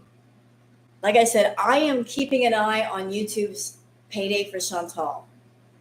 YouTube's payday for her is on the 22nd. The new moon that Neo Tarot spoke about is on the 24th. So y'all keep an eye on that. There might be something happening shortly after her payday. Maybe if Salah finds out like her paycheck is really tiny, ooh, he might get mad. Oh, so like if he does a whole bye Felicia thing with Chantal, um, he might be coming forward and speaking his truth. Like when he's not going to say anything about Chantal until he's completely done with Chantal. Until that happens, he's going to keep his mouth shut. But if he reaches a place where he's like, I'm not making any money off of her, so I might just start spilling the tea and making my own money, that's when it might actually happen. I know, Alexandra, but the tea is not going to get spilled until his teacup is empty and he wants to fill it in a different way.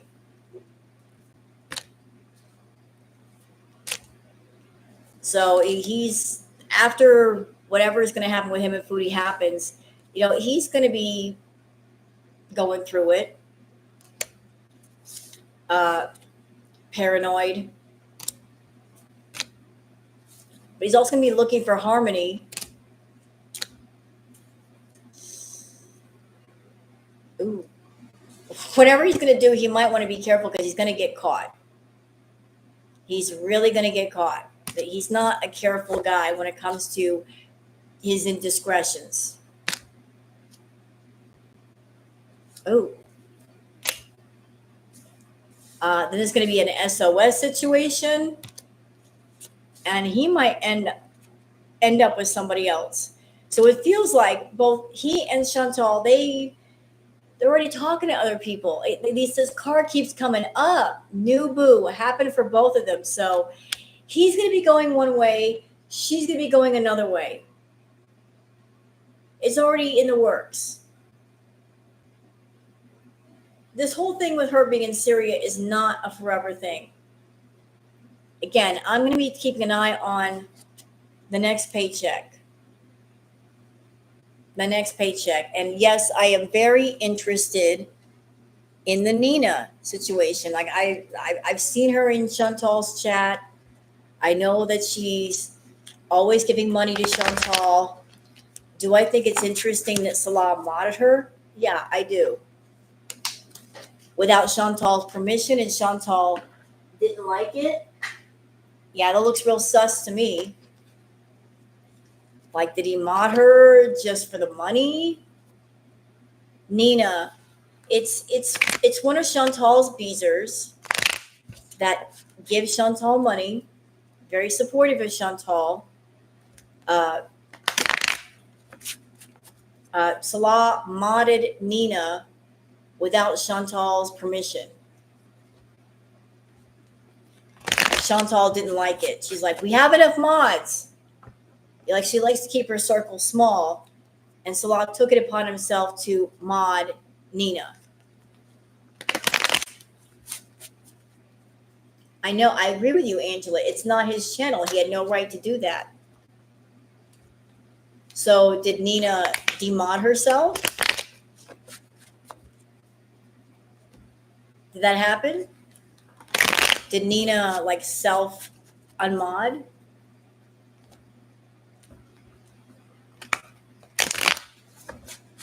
Well, maybe because she didn't want to piss Chantal off. You don't want to piss off the queen.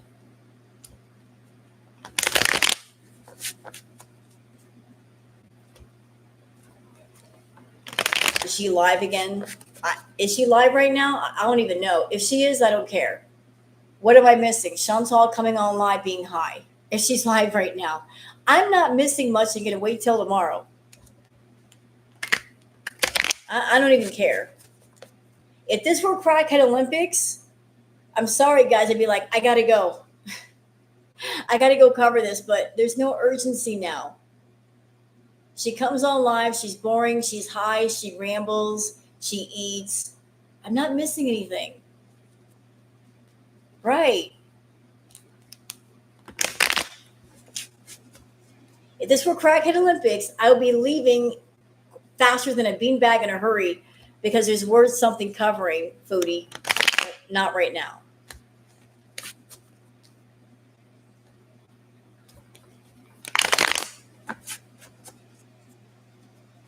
I know, silly Billy. I agree. She's not live. Okay.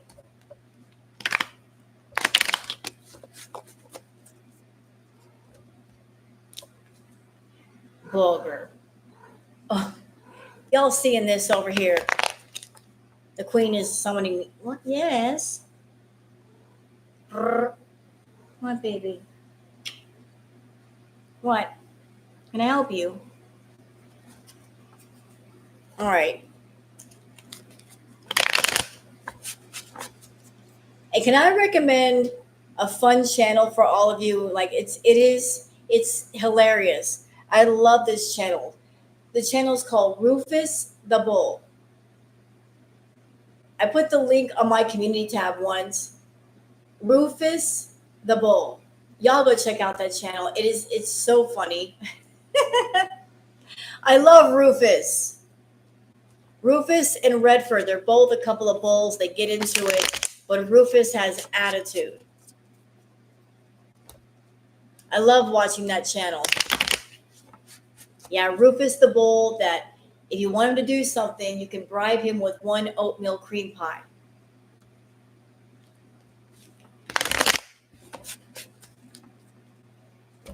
Yeah, Rufus the bull.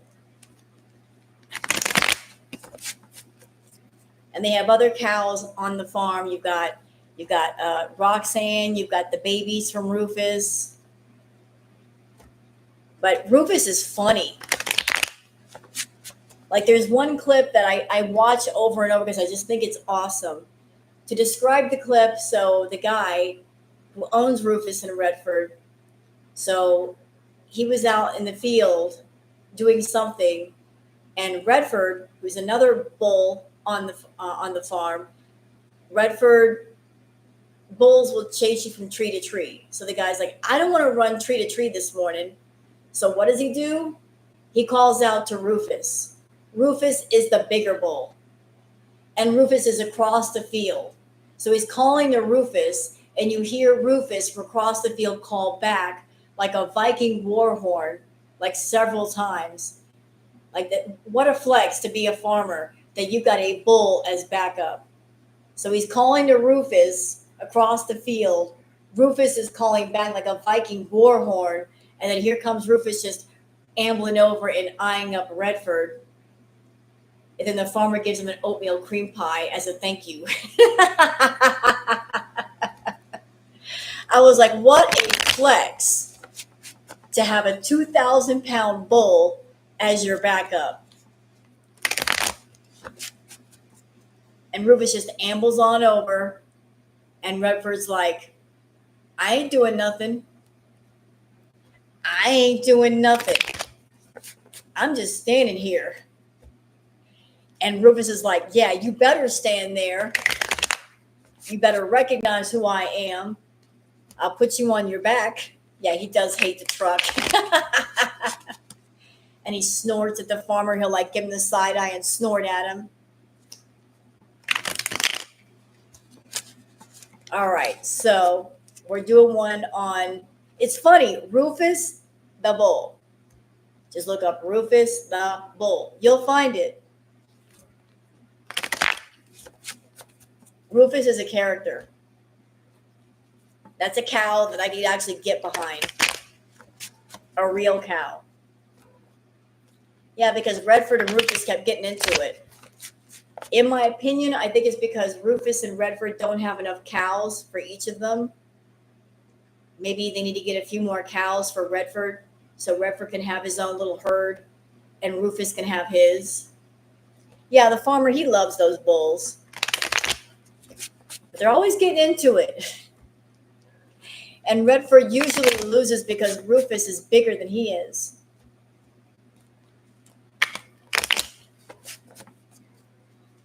All right, so let's do one on the whole Nina situation. What's going on with this Nina? Like her and Salad.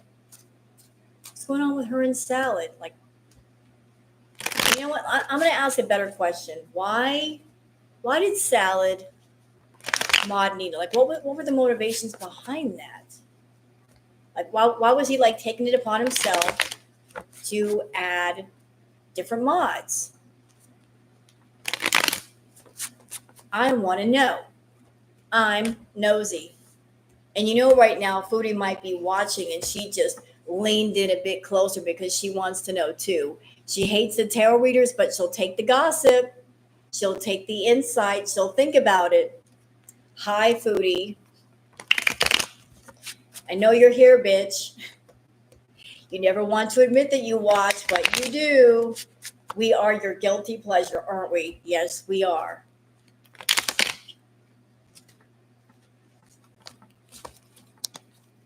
Do you know that Tracy and Nina just got into a fight in Foodie's Live the other night? Tracy gets into it with everybody. She got problems with everyone in that chat because she is such an attention grabber. Got to have all the attention, fighting over the attention like a child. She's just as bad as Foodie.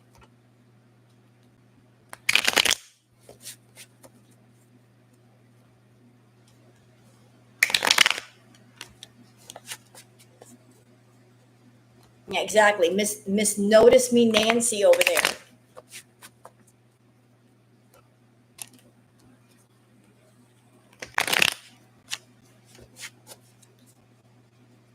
All right. So what was the deal? Why did Salad make new mods? Like, well, why did he do this? What was the motivation behind it? Can you tell us more information about that? I want to know. Hope you guys are enjoying the tarot live tonight.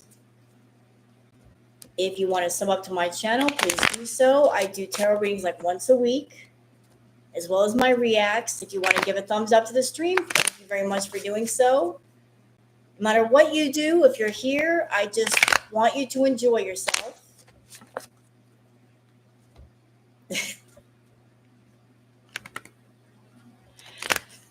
I'm just going to say it. Tracy's eyes scare me. She got them crazy eyes, dude.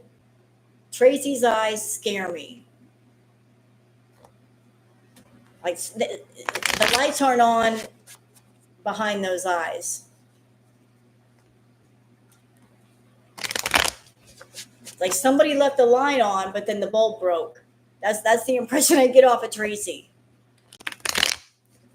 Somebody tried to cut the light on, but the bulb busted.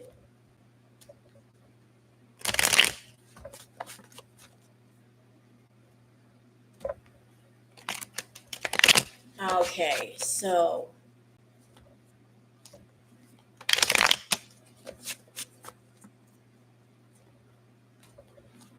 okay.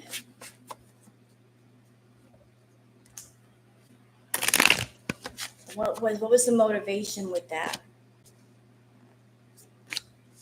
With the modding? Oh, we just got our answer. We got it. What was the motivation between Salah modding people? Oh, he was thinking about money. He was thinking about money. Connections to the money. Like just trying to establish connections with those who had money. Like keep them around, make them part of the fold. Yep, we got to keep these people around, Chantal. And if I mod them on your channel, that mean they'll always come back here and give us money and keep giving you money and me money too. Yeah, he's keeping an eye on those who contribute the most on her channel. He's keeping an eye on that. I'm feeling like I'm hearing that he actually is writing down the names of those who give the most money on her channel. He's taken note of those people. Like he's got a list of names of who contributes the most and how often. And he's like making a point to keep those people around any way possible.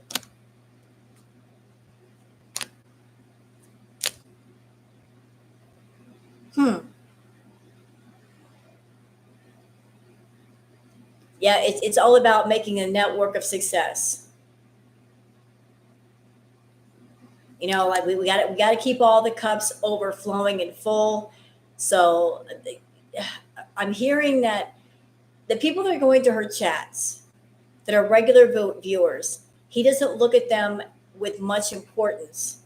Like the Google AdSense money is he's looking for the super chatters. He's looking for the big money tippers, the big money whales.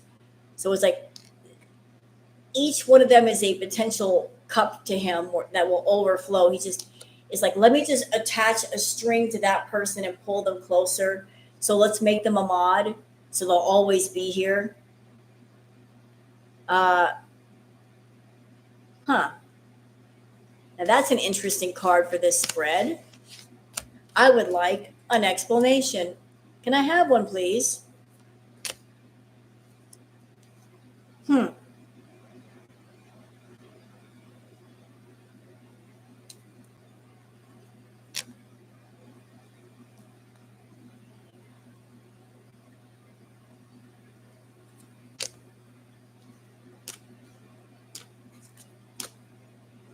All right. Chantal, I think you need to be very, very careful. Not saying this law would ever hurt you physically. I'm not saying that. But he's all about the money. And he's seeing that the money is drying up with you. Okay? The money's definitely drying up. Like, there's not enough money anymore. Hi, Viking lover. And he wants to be victorious, but the money's is drying up bad. Real bad. And he's thinking about all that he lost. Like what he had before versus what he has now. Like he's looking at he's really, really close to jumping away from you. He's looking for a replacement for you. He's looking at you and he's taking inventory. He's looking at you and saying, yeah, she's making money right now, but she's also in bad health, really bad health. How long is this train going to be running for? So he's already preparing a back door in case something does happen. So he's reaching out to people. He's reaching out to people. He's looking for another sugar mama. He's looking for somewhere else to go. He really is.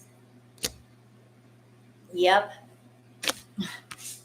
He's looking for another sugar mama, another benefactor,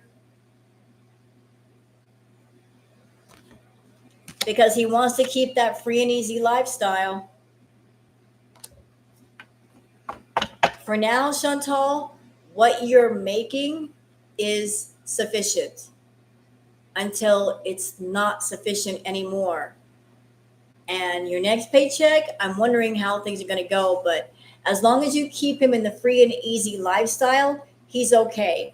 But the moment you start to dip and slack, he's going to be leaning more towards, let me find somebody else. All right? Because he's got big dreams just like you, Foodie. But he's not willing to work hard for them. He wants someone else to work hard and give him stuff. Because he ultimately wants to be the victor and the king and win the game. He wants to win. But what's going to happen is he's going to have to walk away.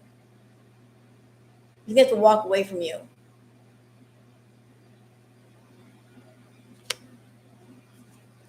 As a matter of fact, I'm feeling from this card that he's still, I hear sorrowful. He's very sorrowful over what happened in Kuwait because he really, really wanted to stay in Kuwait. He didn't want to leave. He walked away from a lot of things in Kuwait that he was very happy with, and he's still sorrowful about that. That's the word it keeps coming in my head, sorrowful, full of sorrow. But he's not happy at all. Not happy. So y'all want to know why he modded Nina money?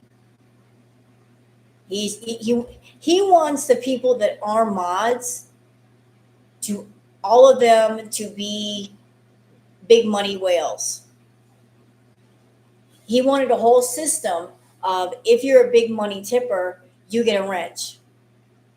He wants to make all of the big money tippers into mods. He doesn't care if they're good mods.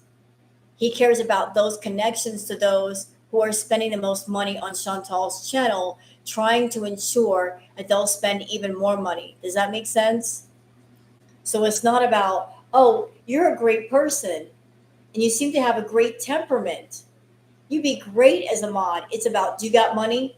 Are you spending money? Here's a wrench. You spent enough money in super chats. Here's a wrench. That's why he gave Nina a wrench. So it was, I don't know about personal interest, like intimate, but there was definitely money motivation. Odd that there seems to be no male mods. You noticed that too, did you? It's all women. Who does that sound like? Who did that to? Who was another person in Chantal's life that had female mods? Who else? Interesting, huh? Interesting, huh? So let's go further with it. Let me put these over here. Because Natter did the same thing. He had a whole circle of people that he was working for money.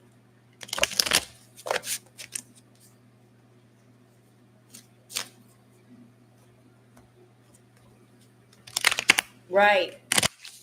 Well, birds of a feather flock together. Let me do some oracle on the situation and see if there's any more insight on the whole thing.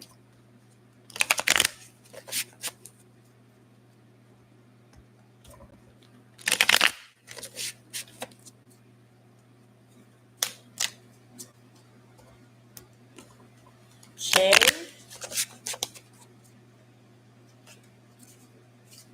Chantal says Salah doesn't want men as her mods because he's protective of her. She can go ahead and think that if she wants to. That's so cute. Bless your heart, Foodie, for thinking that. He's so protective of you. No, he's scamming you. You are his pay pig. And while he's working you, he doesn't want any other man near you that could potentially take his pay pig away. He wants control. Just as you, Foodie, you're manipulative. You don't want any women around him, right? So wouldn't the same rules apply for him that do to you? You want to keep women away from him. He wants to keep men away from you because you're both scamming each other. You need each other for different stuff. So as long as the two of you want to work each other, you want to keep the opposite sex away from one another.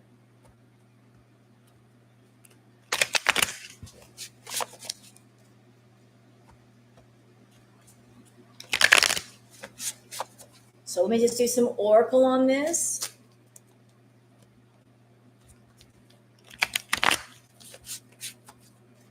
You know, if you're an abusive person or you're a scammer, what do?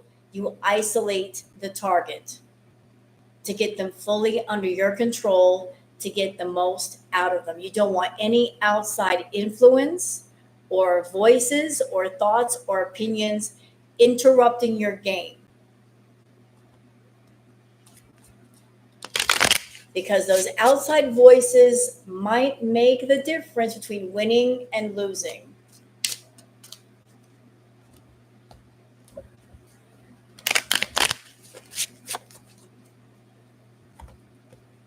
Exactly. All you got to do is fake love me and I'll give you the world. That's what she said. Well, she wanted it. She asked for it. She got it. All right. So no, he wasn't helping her. Let's see. How about some more insight to the whole modding situation?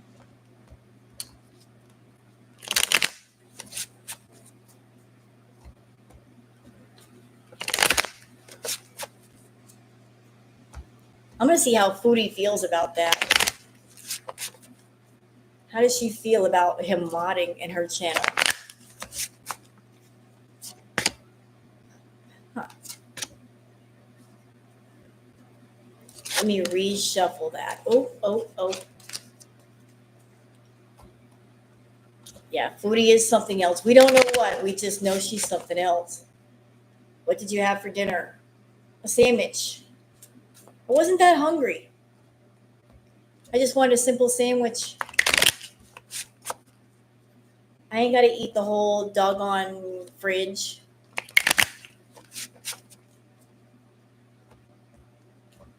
I just had a sandwich.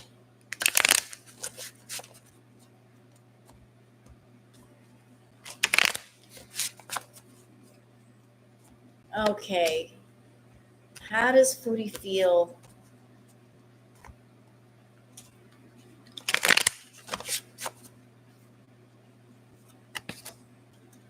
Huh.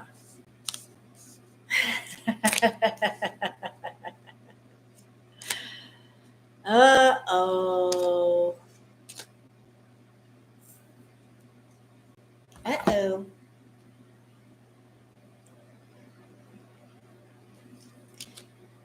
Why did Salah do it? This is what the oracle is saying. Hi, Booger. The queen is visiting us again.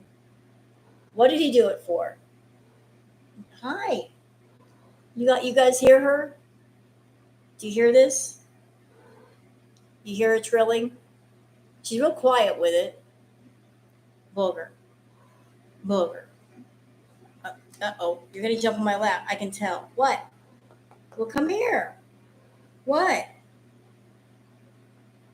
There she goes. I'll get, just give me a minute, y'all. Come here. Oh, there you go. Booger Queen has to visit everybody. The queen has to make an appearance.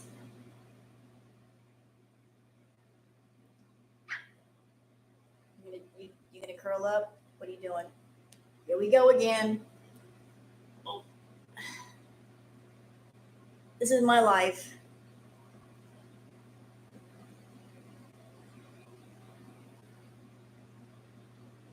Sorry for the interruption, y'all. This is my life. This is what she does. Got your little ears.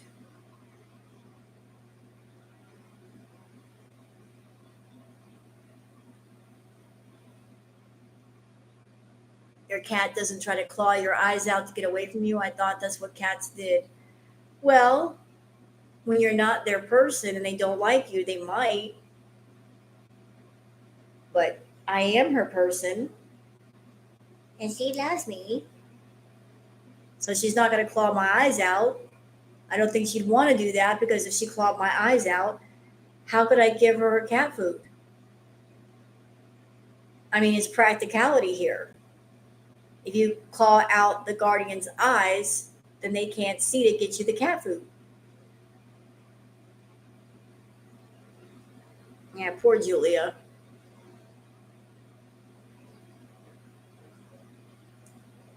I don't feel bad for Salah. I don't feel bad for Chantal. I feel bad for the poor cat. I really do. I feel bad for poor Julia. She's just caught in the middle. Both Chantal and Salah are using Julia as a pawn to keep each other close, and it's disgusting. Using a cat for that purpose. Like Chantal used Julia to create a fake family with Salad, and then Salah used Julia to get Chantal to come to Syria so he could bleed her dry of money. What? Ma'am, can I have my arm? Can I have it? Can I What? What? I gotta do my tarot. What? Y'all, what is this?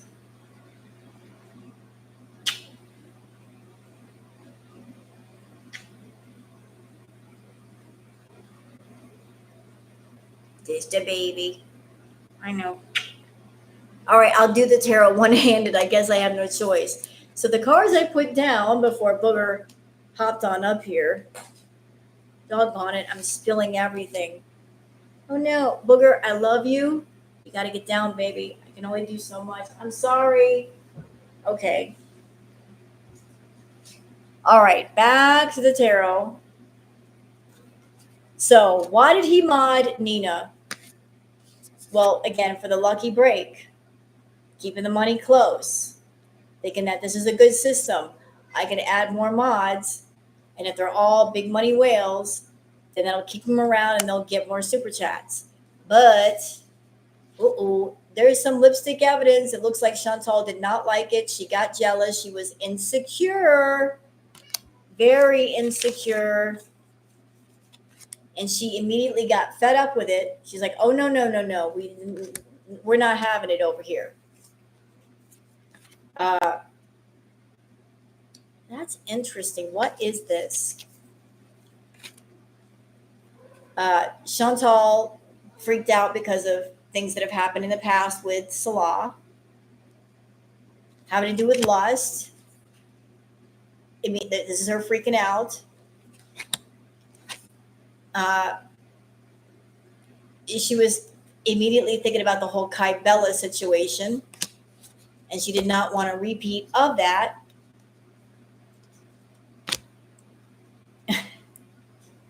Well, damn. Hello there. She wasn't, and he was just acting very machismo, masculine pride, toxic masculinity, meeting manly expectations. So he was trying to be all manly and masculine, and it just came off the wrong way. Like Chantal has gone on record saying she liked bossy, dominant men. So he's been letting more of that out, and she doesn't like it. She doesn't like what she says she likes. If somebody shows her what she likes, she's like, "Nah, I don't really like that." Cece's like, "Ooh la la." There you go. Get some water. I know you're thirsty.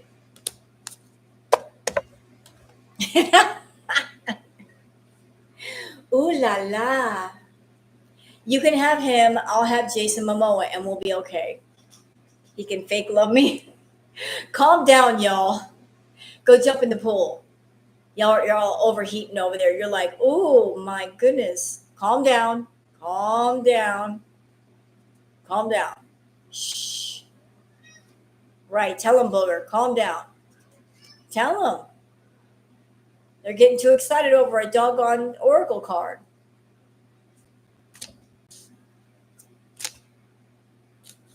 Uh, Salah, he's been tiptoeing around because he's doing some stuff he ain't supposed to be doing. He's trying to avoid getting caught, acting shady, sneaking around, uh, which has led to Chantal being puzzled, confused, perplexed, conflicted. There is some dirty money happening, laundering, steal, illegal. So he's been playing with Chantal's money. He's been playing hardcore with her money, and he at the same time he's playing around with her money and taking her money and skimming off the top to keep her from noticing. He's been love bombing her. I love you, babe. Give her anything she wants. Like he has got a veil so much over her eyes she can't even see straight. And here we go again. He's gonna run. He's gonna run. That's the second time that I picked up that he's gonna be leaving. He's got a plan. He's gonna execute his plan. And if he can't execute his plan, he's gonna go. He's really gonna go. So Foodie's been getting sick of him, but he's also been getting sick of Foodie. He wants to get what he can get, and then once he figures out that he can't get no more, or he gets tired of her, he's gone. Where to, don't know. But he's got a plan. Like he might be going back to Kuwait. I don't know where he's going to go. But his plan is to take what he can and go. Just absolutely go. So another reading that I'd like to do tonight is, let's do one on Chantal's family.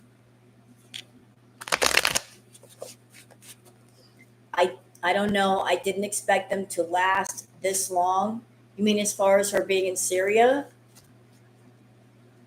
Well, maybe the reason why they lasted this long in Syria is because A, neither one of them has the money right now to go anywhere. B, he might be waiting on her next check. Oh no, their marriage.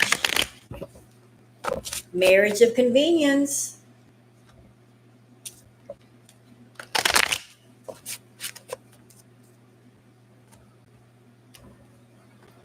Marriage of convenience. Yeah, her YouTube payday is the 22nd. Guarantee you, Foodie will disappear on the 22nd. Whenever she gets paid and she gets the most money in hand, she has a B moment of glory, and we don't hear from her. Her and Salah might be stocking up on party favors and food and be partying that night. We probably won't hear from her on payday. She always disappears on payday. She's like, oh, I got money in my hand. Let's go spend some.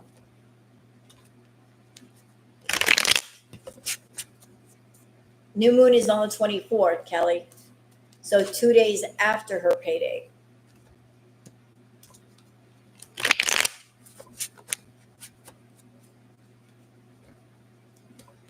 I know, right, Nirvana? There's so many tarot readers that do readings for free on Foodie. She doesn't even have to pay for them. And yet she gets mad at us. So you know what? Let me get out another deck. I've used this one a lot tonight. Let me get out my other Rider-Waite deck. That way it's a fresh deck. I say she leaves on the 26th. I don't know if she can. If the airspace is closed, if the waters are closed down, she might not be able to leave. She might not be able to. Okay, where are my other cards? Where are they at? Where did you go? Get out of here.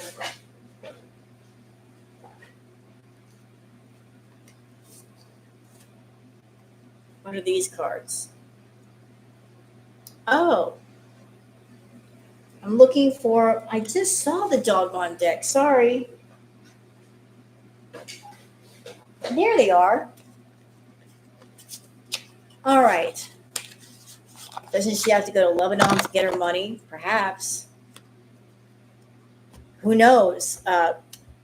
She might go to Lebanon on her payday to get her money and draw out as much as she can while she's in Lebanon.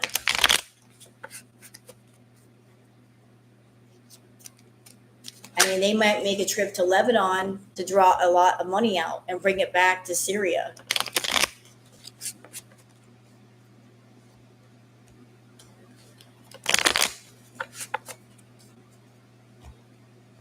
Yeah, if the borders are open.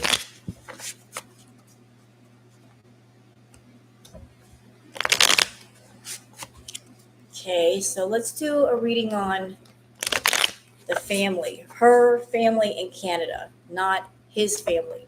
Actually, you know what? We can do two different readings, one reading on his family and one on hers. I think that would be good. Like, how do they feel about Foodie? Since a lot of the tarot readers are picking up like family energy, we can explore both.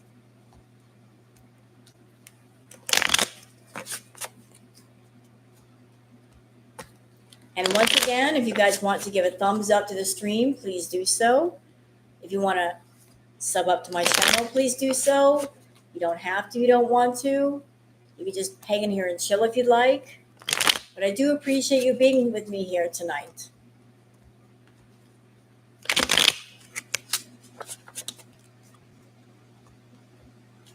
So how does the family feel?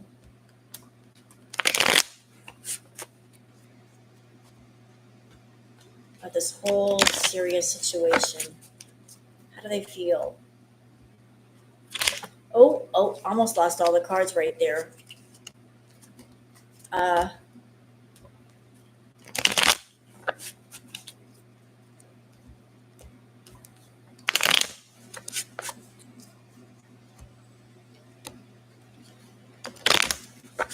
how do the family feel? Oh.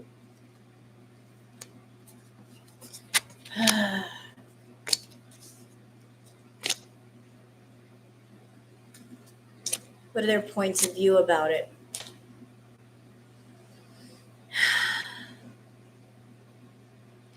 In essence, Foodie, what does your family think about this whole thing? They're very much aware that you're going over to Syria to support a man. That you're literally giving your money away to a man. That you're not going to Syria to be taken care of. You're not going over there and people are saying, we'll take care of you, Chantal. That you are going over there to support Salah financially. That you'd be giving your money away to him. How do they feel about that? They just, with the Two of Swords, hi, Savin. With the Two of Swords, they knew that you going to Syria, that was a fight that they couldn't win with you. Crossed swords over the chest. They just could not, they could not get through to your heart. They could not reason with you. It was just like a battle they knew they couldn't win. Like they couldn't stop you. You're way too defiant. You're way too like headstrong. I hear headstrong. Also with the Ace of Cups, that you're basically just, you're putting money and resources into somebody else's cup versus your own. You're not about investing in yourself and taking care of yourself. You are into taking care of other people to get people to be around you. The community that is around you is the community that you pay to be around you, if that makes sense. So like if in order to have people around you, there has to be compensation. So you're forever being the bird putting something into somebody else's cup. And it's not to your benefit, it's to somebody else's benefit. They also think that you're a doggone fool for going over there to be with Salah, that you're living in La La Land, your head is in the clouds, you're always right at the edge of a cliff, ready to step off. They are also worried about your mortality. Your family is worried that they will never see you again. That your trip back to Canada was the last time they will ever see you. They're honestly worried about that.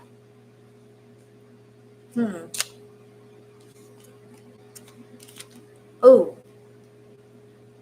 but Chantal, you're over there thinking that you've won, that you made the right decision for yourself, but you did not, because you are not this. You're not going to be this. Like your money situation is going to turn upside down. Right now you're feeling like I've got enough money, but soon that will not be the case. I don't know why. I don't know what's going to change, what's going to make it change, but it is what it is. It is what it is. And you're going to be stuck. You are going to be stuck.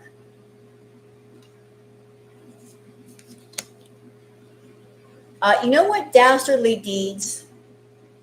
I did say in one of my tarot reacts, I'm like, Chantal, Are you fighting with family? Are you punishing your family for something?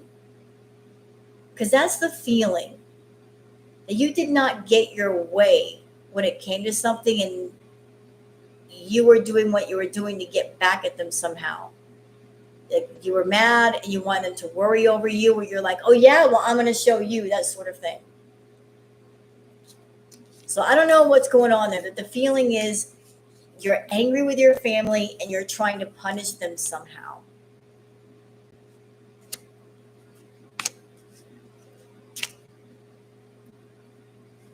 So, like, how does the family feel about her going to Syria? They think that she's looking for some kind of win. She's looking for some kind of victory. She wants to feel like she's won somehow. And she's also being foolish and chasing after a man, thinking that if she chases after him, she's going to get him. But all she's going to do is invite more conflict into her life, much more conflict than she's ready for. That whatever she tries to do over there, she's going to have a hard time. She's going to have a lot of difficulty. Like, she's got ideas on how to make money, but she doesn't have solid plans to bring any of them to fruition. This again, different deck. The Tower just keeps coming up. Whatever you try to do in Syria, Chantal, this is what's going on. This is what's going to happen. The Tower it's in my face today.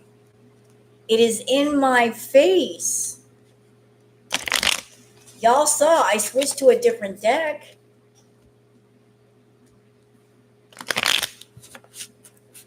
I switched to a whole different deck. So how about we do a reading on Salah's family members? I don't know what family members they're staying with. It could be an aunt. It could be an uncle. They're staying with family. How do they feel? How do they feel?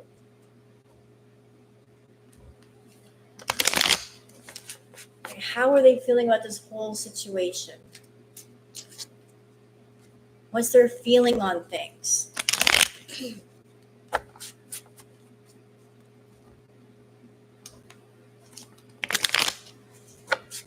Hello, Corey Coconut. How are Salah's family feeling about it?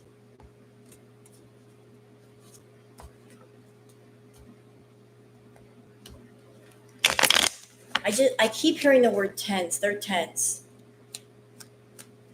Why are they tense? They don't like her, but they like what she does for them. You know what's that? There is a, what are the words I'm looking for? There's a very tense peace in the house.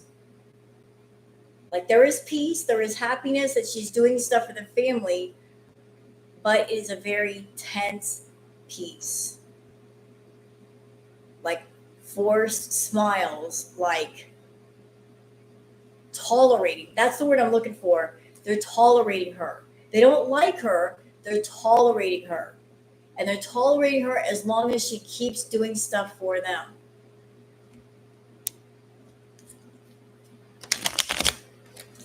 It's like, oh yeah, thanks. You know?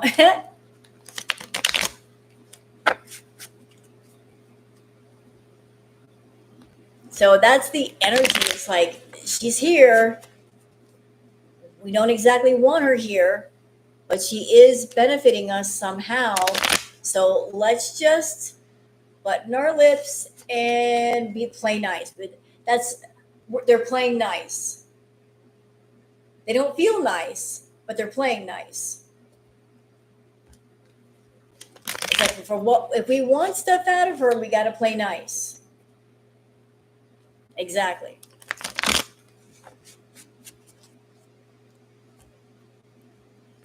I'm also picking up that there's Chantal, there's a lot of talk going on behind your back. There's a lot of talk going on behind your back. There are conversations you don't know about. discussions about you. Ooh, is they talk about you. Girl, they talk about you. And not in a nice way either. There are heavy discussions about you, what to do with you, how to handle you, and oh my God, like she's used all the water again. You are blowing their minds in so many ways, and not in a good way either. The family is talking about you. Girl, when you go to sleep.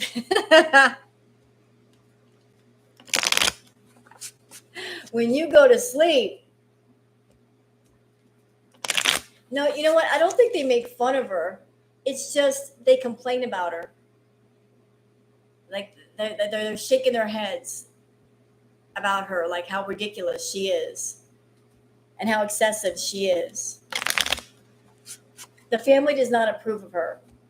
They don't.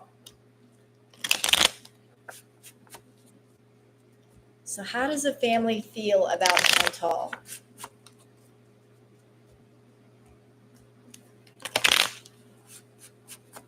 How do they feel? Ooh, uh-oh. Mm. Oh no, not again. Not again. I shuffled these doggone cards. Stop it. Stop it. Okay. First card down is the King of Wands. So how does the family feel? His family feel about Chantal, the King of Wands. So it feels like with the King of Wands that Salah has gone to the family and said, look, she's making money. She's got money. Let's work this to our advantage. Like through me, I can get access to her and her money. So like he is the go-between. He is the bridge between Foodie and the family. He can get money out of her.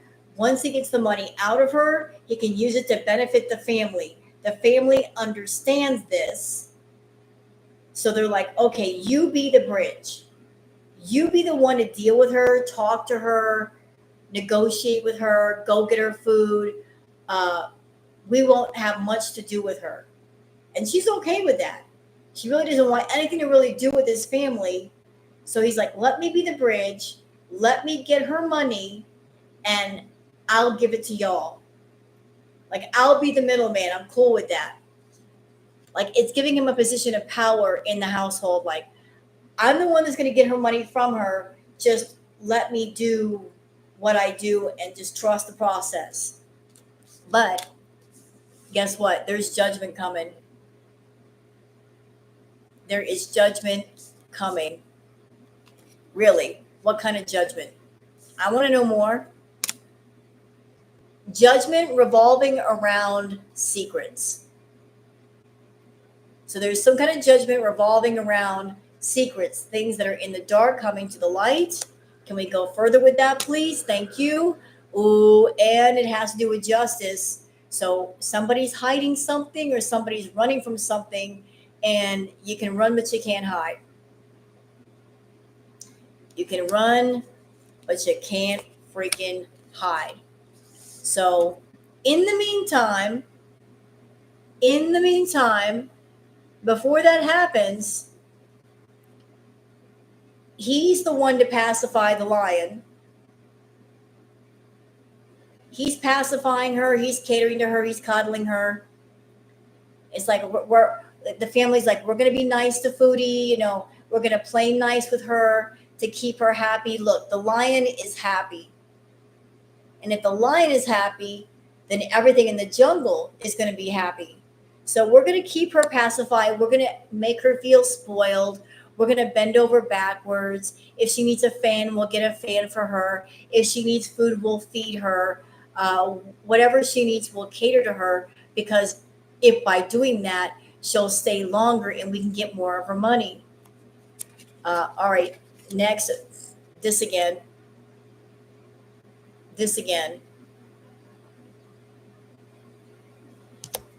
Doggone tower card. Again, again.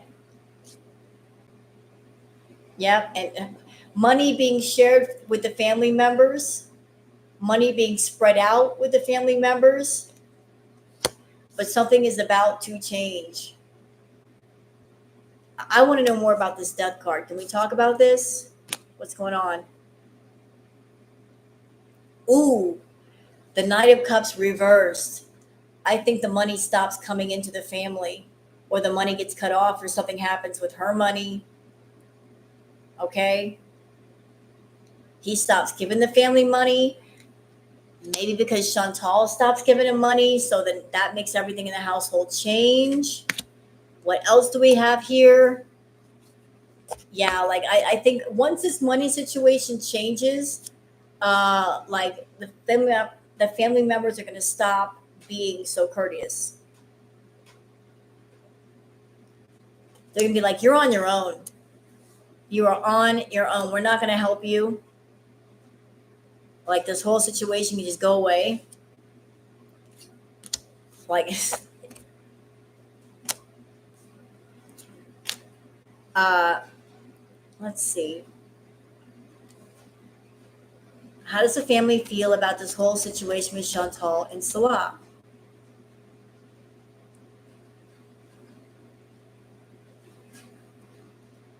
They see Salah as someone that he wants to go somewhere, do something. He's got plans. Uh, they acknowledge that there's a whole system of codependency, that Salah is dependent on Chantal's money. But right now, at the same time, so are they. They kind of put themselves in that position by inviting Chantal into their home. And they're not exactly happy with it. They're not happy about her being there. They're being nice to her face, but it is causing stress with them. They are stressed out because of her. They are very much stressed out. So that they're trying to deal with the stress. As long as there's something going into the cup, they're dealing with it the best they can. But she is causing a lot of stress on the household. A lot of it. Like she's very whiny, very complainy, very much the complainer. Like I'm hearing before Chantal showed up, the family home felt like a family home. Once Chantal showed up, her energy, the way she is, because she's not a family kind of person. She doesn't want to belong anywhere. She wants to stay away from everybody. That shifted the energy. It went from the family being in the home and they can go anywhere in the home and do whatever to she's there now, and she's there, and they have to be, they're aware that she's there, and they have to walk carefully around her, and there's certain areas of the house they can't go into because she's there. So it changed the whole dynamic of the family home. It changed the energy of the home. Like things are not feeling normal for them. Like I feel like there's a lot more laughter in the home before, and there isn't now. Things are a bit more tense and stressed out. So does that make sense? It's like if you're a family and you have the family home, like everybody that's in that house there belongs there, and then you invite someone there that really doesn't belong there and is very antisocial. It changes the energy. It really changes the energy to where there's an element of unhappiness always present in the home that is not going to change until she's gone. So she doesn't appreciate the family. She's not trying to be a part of the family or be helpful to the family or help them clean up or anything. And it's like it changed everything.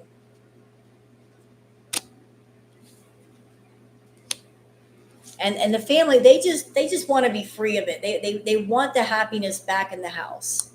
They really do. They want things to be back to how they once were. Yep.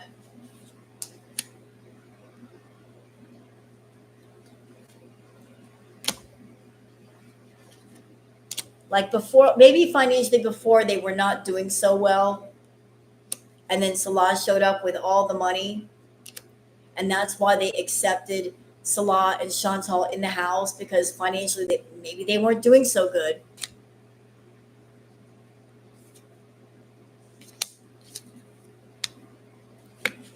But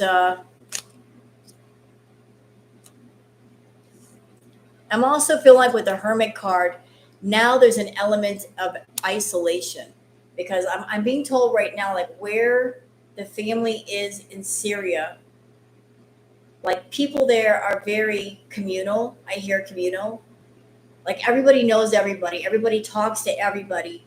People go to each other's houses all the time.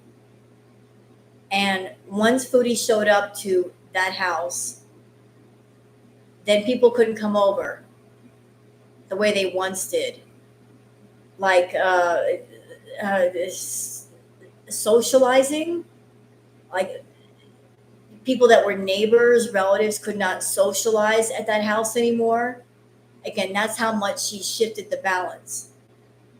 Where it's like used to be like, come on over and hang out and talk and have a cup of tea. And now they can't do that. So does that make sense? Like her presence has had a very big impact on the family. She's helping them out financially, but she's impacting them in a lot of other ways. So that's how his family feels about this whole thing. She smells like ham. So that's just the energy I'm picking up. It's like, yeah, they're getting I'm hearing they get a little bit of money. She's not exactly showering the family with money. She's giving them just enough. But the energy in the house has shifted, where things are not as open and not as communal, where people can just come over and hang out. And that's what they were used to. So that's what I'm picking up.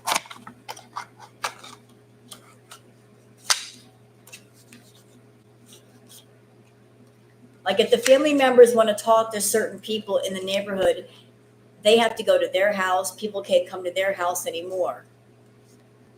And the neighbors have asked questions like, why can't we come to your house anymore? And then it had to be explained. So it's created an awkward energy. So I did Chantal, I did Salah, I did both the families. Is there anybody else? And Nina. Is there anybody else that I should check up on?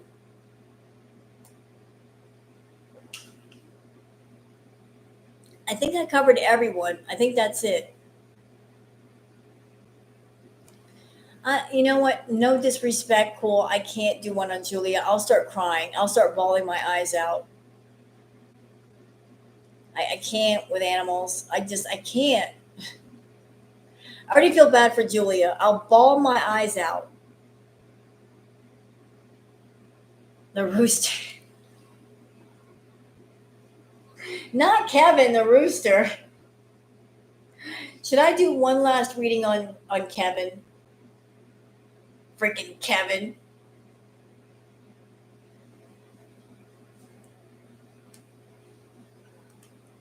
Freaking Kevin. Yeah, Kevin the rooster. Yeah, he's had a name, Starshine. Kevin got named, I think, like the first day he showed up. Kevin. Freaking Kevin. Do a reading on her hanging fupa after the WLS. But she ain't had the WLS yet, so I can't do a reading on that. Foodie might have eaten him. You know what? I was wondering if she did. But I've heard Kevin in her recent live stream. You hear him crowing. So Kevin is alive and kicking. Kevin has not been made into fried chicken. Okay, so he's He's all right. He can run faster than Foodie, that's for sure. So for Kevin, I think we'll bring out my true crime and conspiracy deck. Freaking Kevin. That's why we can't have nice things, because of Kevin. All right. There's always a Kevin. We can't take you anywhere, Kevin. We can't have nice things because of you, Kevin. You always ruin everything, Kevin.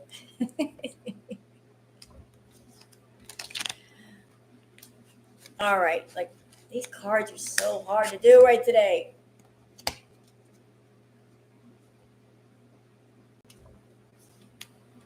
All right. So let's do the mock reading on Kevin.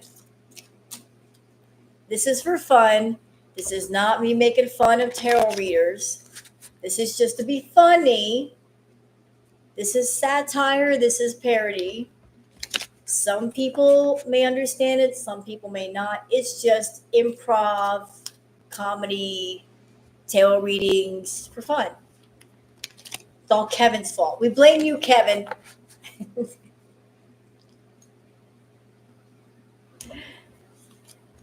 Hey, you know what? You got to go to the source. Kevin was actually put on the case by Jeff the housefly. Jeff made a phone call, y'all. He was on the phone with his relatives, who got in touch with his aunties and his uncles in Syria, who then flew to the farm, found Kevin, and said, "You're next to her. Give her hell." And Kevin said, "I'm a rooster, man. Crowing is what I do. I'm on it." Thank you, Katie Nader. I love watching your lives. Thank you, Katie. So Kevin was informed by Jeff the housefly about the whole situation. And Kevin's like, "I'm a crow. I'm a rooster. I crow. I can crow all day. I am so on this. I'm loving this already."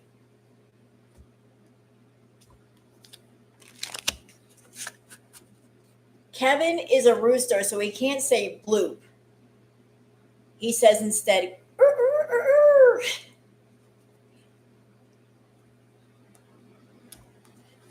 That's Kevin's form of saying bloop.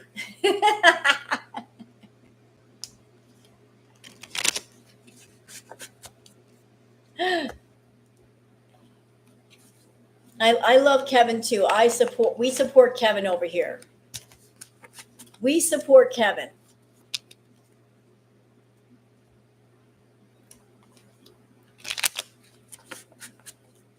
But Kevin's on our side, y'all, just like Booger is on our side. Booger, you on our side too? Right? That's right. Tell him. Step up to the microphone and tell the people what it's all about. There you go. You hear that? Booger is giving her opinion.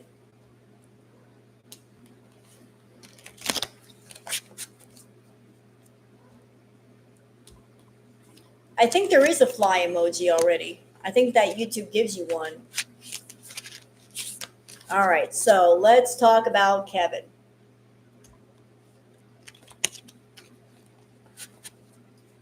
What? Okay. These cards, who made these cards short? My poor hands can't grab a hold of them. What is going on with these cards? They don't want. You know what? I don't even care.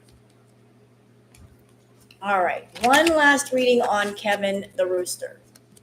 So, what is there to know about Kevin the Rooster? What does he want to tell us? How's he feeling? What's he doing? We all know what Kevin did. Y'all remember what Kevin did? Kevin was messing around with the pigeons. The hens weren't enough. He was messing around with the pigeons. He was catting around with the pigeons in the hen house. And then later on, when I went on Twitter, there was actually a pigeon that looks like a head. And I know that Kevin is responsible for that. Kevin.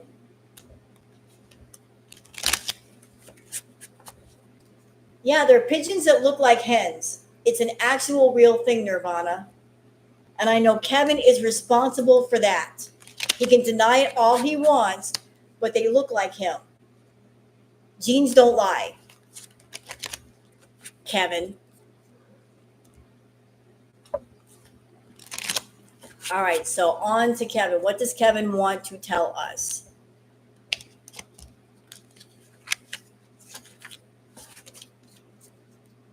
What's he want to say? Uh-oh. Foodie might be in trouble. So what does Kevin want to tell us? Well, it seems like Kevin is having a meeting. He's having a meeting with whom or what? There is a meeting going on, or a meeting has been had. And what is a meeting about?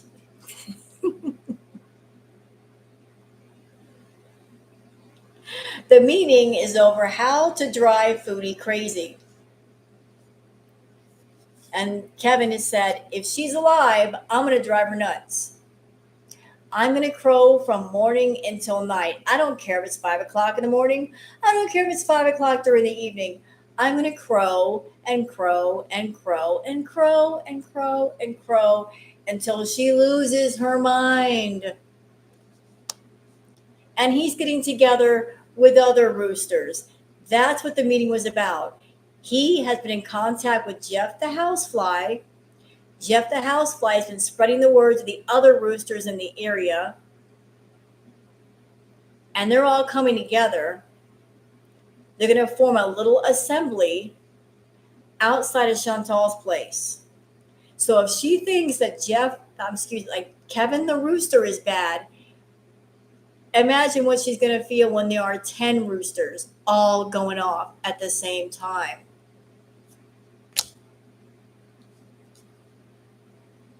And there's even talk in the meeting about, you know what? We're not just settling with real roosters to crow at Foodie. We are going to get some frauds. We're going to get some fake roosters, battery-powered ones, put them outside her window so that even when we go to sleep, she's still going to hear the crowing. Oh, yeah. They're going to be everywhere. You're going to have a whole bunch of real roosters crowing and then a whole bunch of battery-powered ones going. She's not going to have a mind left. They're going to give it to her. And see, the fake roosters function as a sort of life insurance. That way, if Foodie gets mad and throws something out the window at one of the fake roosters, it's not going to hit one of the real ones. Like, she's going to be thinking, oh, I got them roosters. I killed them. And they're going to be like, not really. That wasn't the real thing. Okay, so there is I guess there's a bit of a timeline issues, though. The roosters, Kevin is concerned with a timeline issue. You know, Kevin's a player. Kevin is such a player. Not only is he working all the hens in the hen house, but he's also working the pigeons. So there's a bit of a timeline issue. Kevin is a player. So he is looking on his little Rolodex of things he's got to do. His little planner. He's got a planner too. Roosters have planners. And so he's like, I've only got certain days of the week that I could drive Chantal crazy because I got to spend time with my hens and time with the pigeon hens and spread my genes around. So it's a scheduling issue. Yeah, see, it's a timeline issue. See, he's just spreading himself too thin. Okay. It's Kevin, you need to stop doing what you're doing over there. You're gonna go blind. You hear me? Just calm down. I know you're feeling yourself. But you don't have to make you don't have to make so many visits over to the hens and the pigeons. Leave them alone. Yep, hanging around the females. See. He's thinking about the next conquest, and it causes him a lot of anger that he can't be everywhere at once, and he can't like keep all the pigeons and all the hens to himself. It's such a struggle. See, he's struggling. So many hens, so many pigeons, so little time. Jeez. But it looks like he's got an accomplice and a partner in crime. Okay, who is that? And why do you have this partner in crime? And who is his partner in crime? A peacock. So a peacock is his wingman. The peacock is like, look, you can't handle the business. I'll handle it for you. Look at me. I got the pretty feathers over here. The ladies all like me. You get too tired. You want to go to bed. I'll take over. I will take over for you. You can spend part of your time driving Chantal crazy, spend some time around the hens, and then when you get too tired, you want to go to bed, I'll take over. I'll take over. I'll be the distraction for you. Go get some sleep. Drink some water. But it's all lies. The peacock wants to take over Kevin's position. The peacock wants to move in on his territory. Yep, there's a lot of jealousy, though. Kevin is jealous because the peacock is very pretty. He is a pretty boy. And the peacock says, I want to give you a gift, Kevin. And the peacock is actually offering Kevin money to have access to those hens and those pigeons because the peacock is in love. But it's all propaganda. It's all bullshit. But Kevin's got a secret weapon. What's a secret weapon, Kevin? He's going to throw water on the peacock and tell the peacock to fuck off. He's going to get the water hose and aim it at the peacock. When the peacock comes around, he's like, get out of here. Get away from my hens. Like, no dating around here, sir. This is my territory. Take your brightly colored feathers somewhere else. And then that will be the death of the whole situation between Kevin and the peacock wingman. And the peacock's going to put it all over social media. He's going to say, I was framed. That stupid rooster. But all of my pretty feathers, and now they're all soaking. Kevin's going to be like, just be grateful I didn't put you in the freezer, peacock. Or I put the poison out for you. Or set fire to you. Kevin, you're violent. Are you okay, Kevin? Yeah, you need to focus on your mental health, Kevin. Like you're crazy. There's something wrong with you.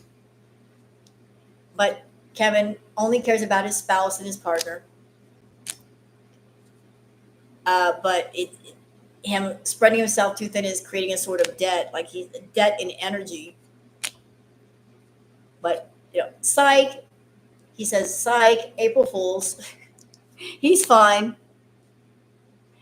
And he acknowledges that Foodie is a thief. And sometimes he goes missing when he thinks that Chantal's looking for him and wants to put him in the frying pan. And he's going to keep crowing at her until he gets fired. So there you go. Our boy Kevin is a troll.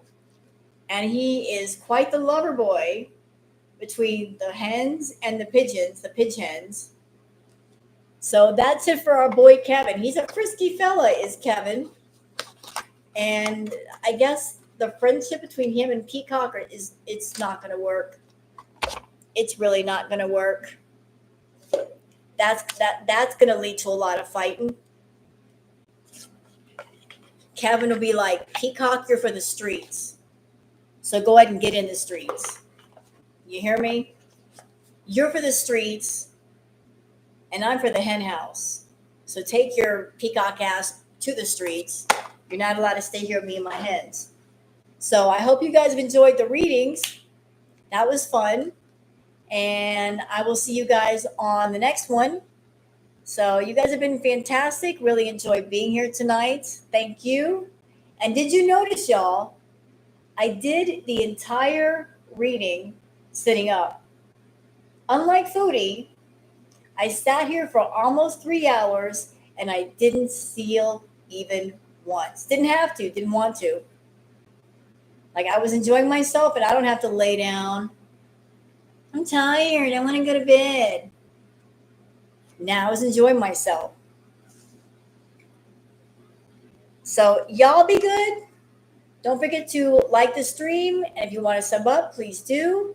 And I'll see you guys on the next react or tarot reading, whichever comes first. So thanks to everybody. And I'll see you guys later.